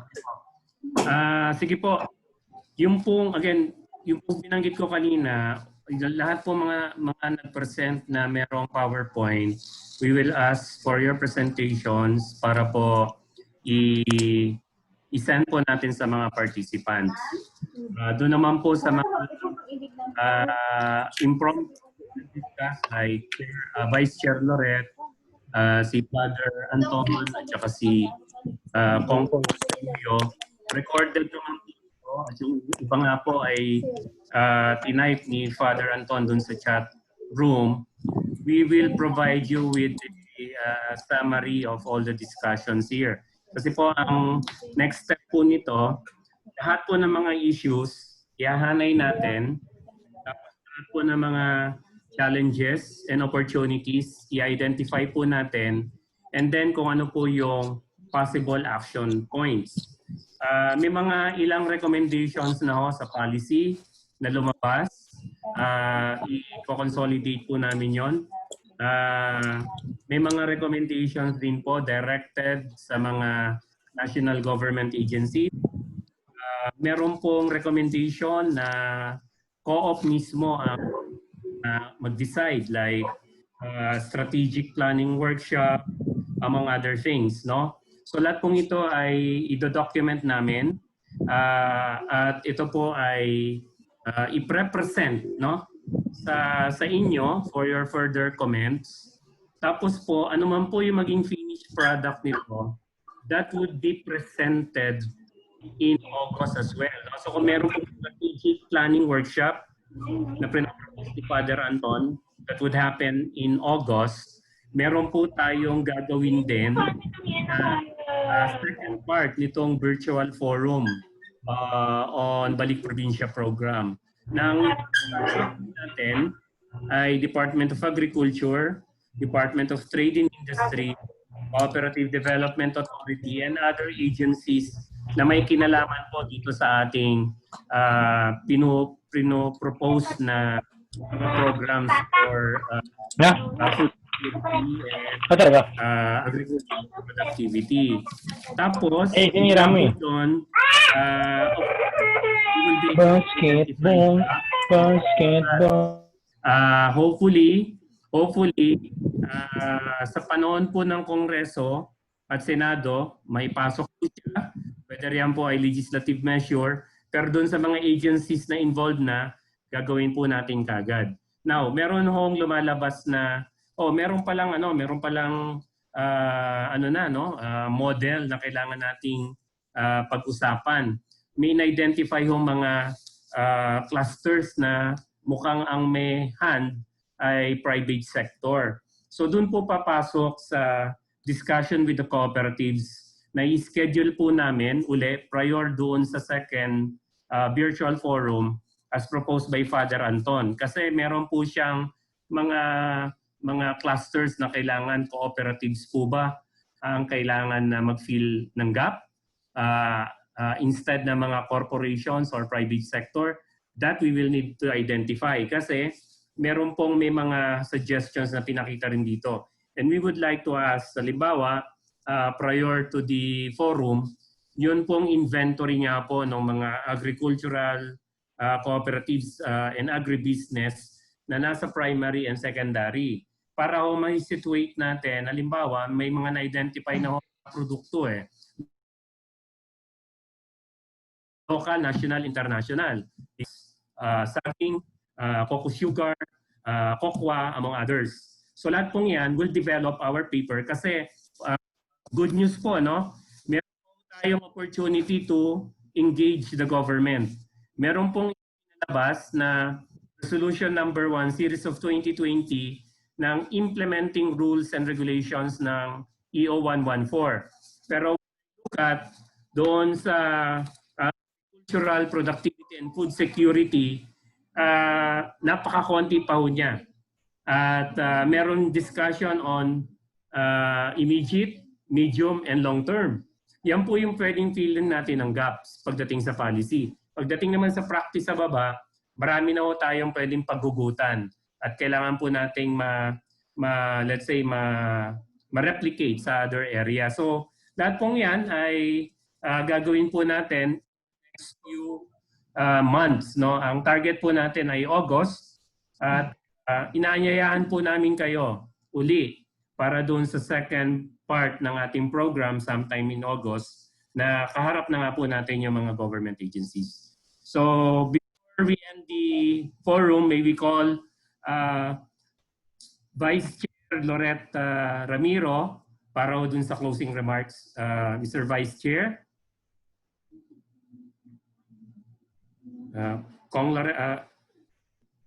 Sir Loret, Manong, are you still in the room? Andale, andale. Yes, Manong, please. Okay. Salamat, Edwin. Maraming salamat sa lahat na nakiparticipate. At sana, Edwin, tuparin mo yung pangako mo na ibigay yung naging resulta ng group sharing natin. At sana doon sa encounter with NGAs, important NGAs, kasi walang natalakay na infrastructure component ng usapan natin, kompleto na tayo. Kasi financial support, yung models, nandyan yung sitetay, nandyan yung lamak na local level, at hindi natin masyadong pinag-usapan yung immediate na kailangan na request ng gobyerno sa atin. Siguro, yun ang magiging additional topic in the coming encounter with NGA. So maraming salamat po sa inyo at God bless. Iwas COVID tayo. Salamat po. Well, Manong, so again, we would like to thank the National Anti-Poverty Commission Cooperative Sectoral Council led by SR Prony Talisik. Siya po ang kasalukuyang sectoral representative ng NAPC Coop Sectoral Council at kay former sectoral representative Godwin Handumon sa kanyang presentation kanina at sa lahat po ng ating mga speakers, kay Chair Gary, kay Sir Loret Ramiro, kay Father Anton Pascual, kay General Ted Evangelista, kay Kong Pons Payuyo, and of course, hindi po siya ang huli pero hindi siya ang least, si Ma'am Tetay Lantilla. Huwag po kayo mag-alala. We will provide po yung discussion details nito and see you po sa next virtual forum. In the meanwhile, prino-promote po namin ang FB page ng Philippine Cooperative Center at saka ang YouTube account po ng Philippine Cooperative Center as well. Just follow this link. Yan po, no? Yan po ang FB page ngayon ng Philippine Cooperative Center. Bagong-bago lamang po yan. So please subscribe. Likewise, we would like to promote as well yung YouTube account din po ng PCC. So iniimpusahan na po namin yan. Thank you very much po at sa aming secretariat, kay Ms. G. Lamson, kay Kat Lomboy at kay Nicole Kalapati. Maraming salamat po at sa aming mga admin staff, no, like Abby Heliagado. Good day, sir. God bless us all. Ton, bless us. Walang group picture? Group picture po muna. Group picture. So, Gary. Ha? Teka, yung I-click iba. mo na. Ha? I-click mo na. Sino po ninyo inyong mga... Makalabas yung ipin mo. Kinukunan na po kayo ni Kat. Yan. Model yan. Bakit wala yun ba? Oo nga. Okay. Salamat. Pakita kayo. Yan. Kayo, Teka, si Ramil ngayon pa lang. Oh. Dito na yung sa administrator. Ano ka? Bahala na yung ano dyan. Oh, I'd like to thank... Bahala na yung manyunyo. Salamat po sa lahat. Oh. Kanina si Director Jundef andito. Ngayon, andito yung Executive Assistant din ni Chair Rabanera, si Edmond Acosido. Si Director... Congrats to PCC. Very much. Congrats, Gary, Edwin. Thank you. Yes, sir. Wait for our next announcement, More sir. power, more power. Huwag kay Jundep, ha, Edmond. More power, more power. Channel 5, every Sunday. Salamat. Naka-record yun, Gary. Makakarating kay John Dev. Thank you, PCC. Thank you for the very productive meeting. Thank you, Godwin. Thank you sa lahat ng reactors. Bro, Thank salamat, you. bro. Bro, Sa walang lahat snack, ng bro. umaten. Thank you. Okay. Yung chairman ng PCC, papasnak ka dyan. Yung virtual snack dadating sa inyo. Pag-grab mo, pag-grab. We will provide certificate of participation po. So, yung mga names po ninyo sa email, kung may correction po ay pakipadala na lang po sa email na pinadala rin namin sa inyo. Okay, congrats. God bless you all. Thank you. Yes, sir. Yes, sir. Thank you. We need your Bye. Salamat. Thank you, Ronnie. SR Godwin. Ay, Ronnie, thank you. Ronnie. Oh, welcome. Dogare. Sir Ronnie, meron pa tayong pangalawa, ha? Oh, bukas. Bukas. Sir Ronnie. Mga pala, meron. Hindi. Sa 21 ba? 21, no? Oh, bukas. 21. Okay. Thank you. Lahat pa ng speakers. Boss Brony, meron ba tayong council meeting? Wala? Wala pa schedule. Pero meron. Sir Gapi. Tama. Yung kasambay ni Cathy June, meron maybe. Ingat sa lahat. Bye. Oo. Bye.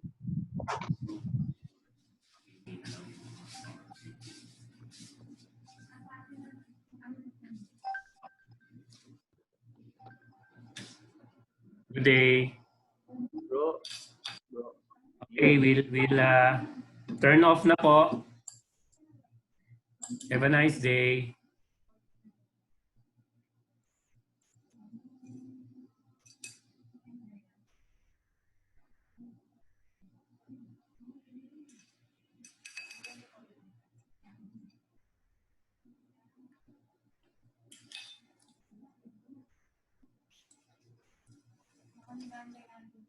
Naghintay na lang.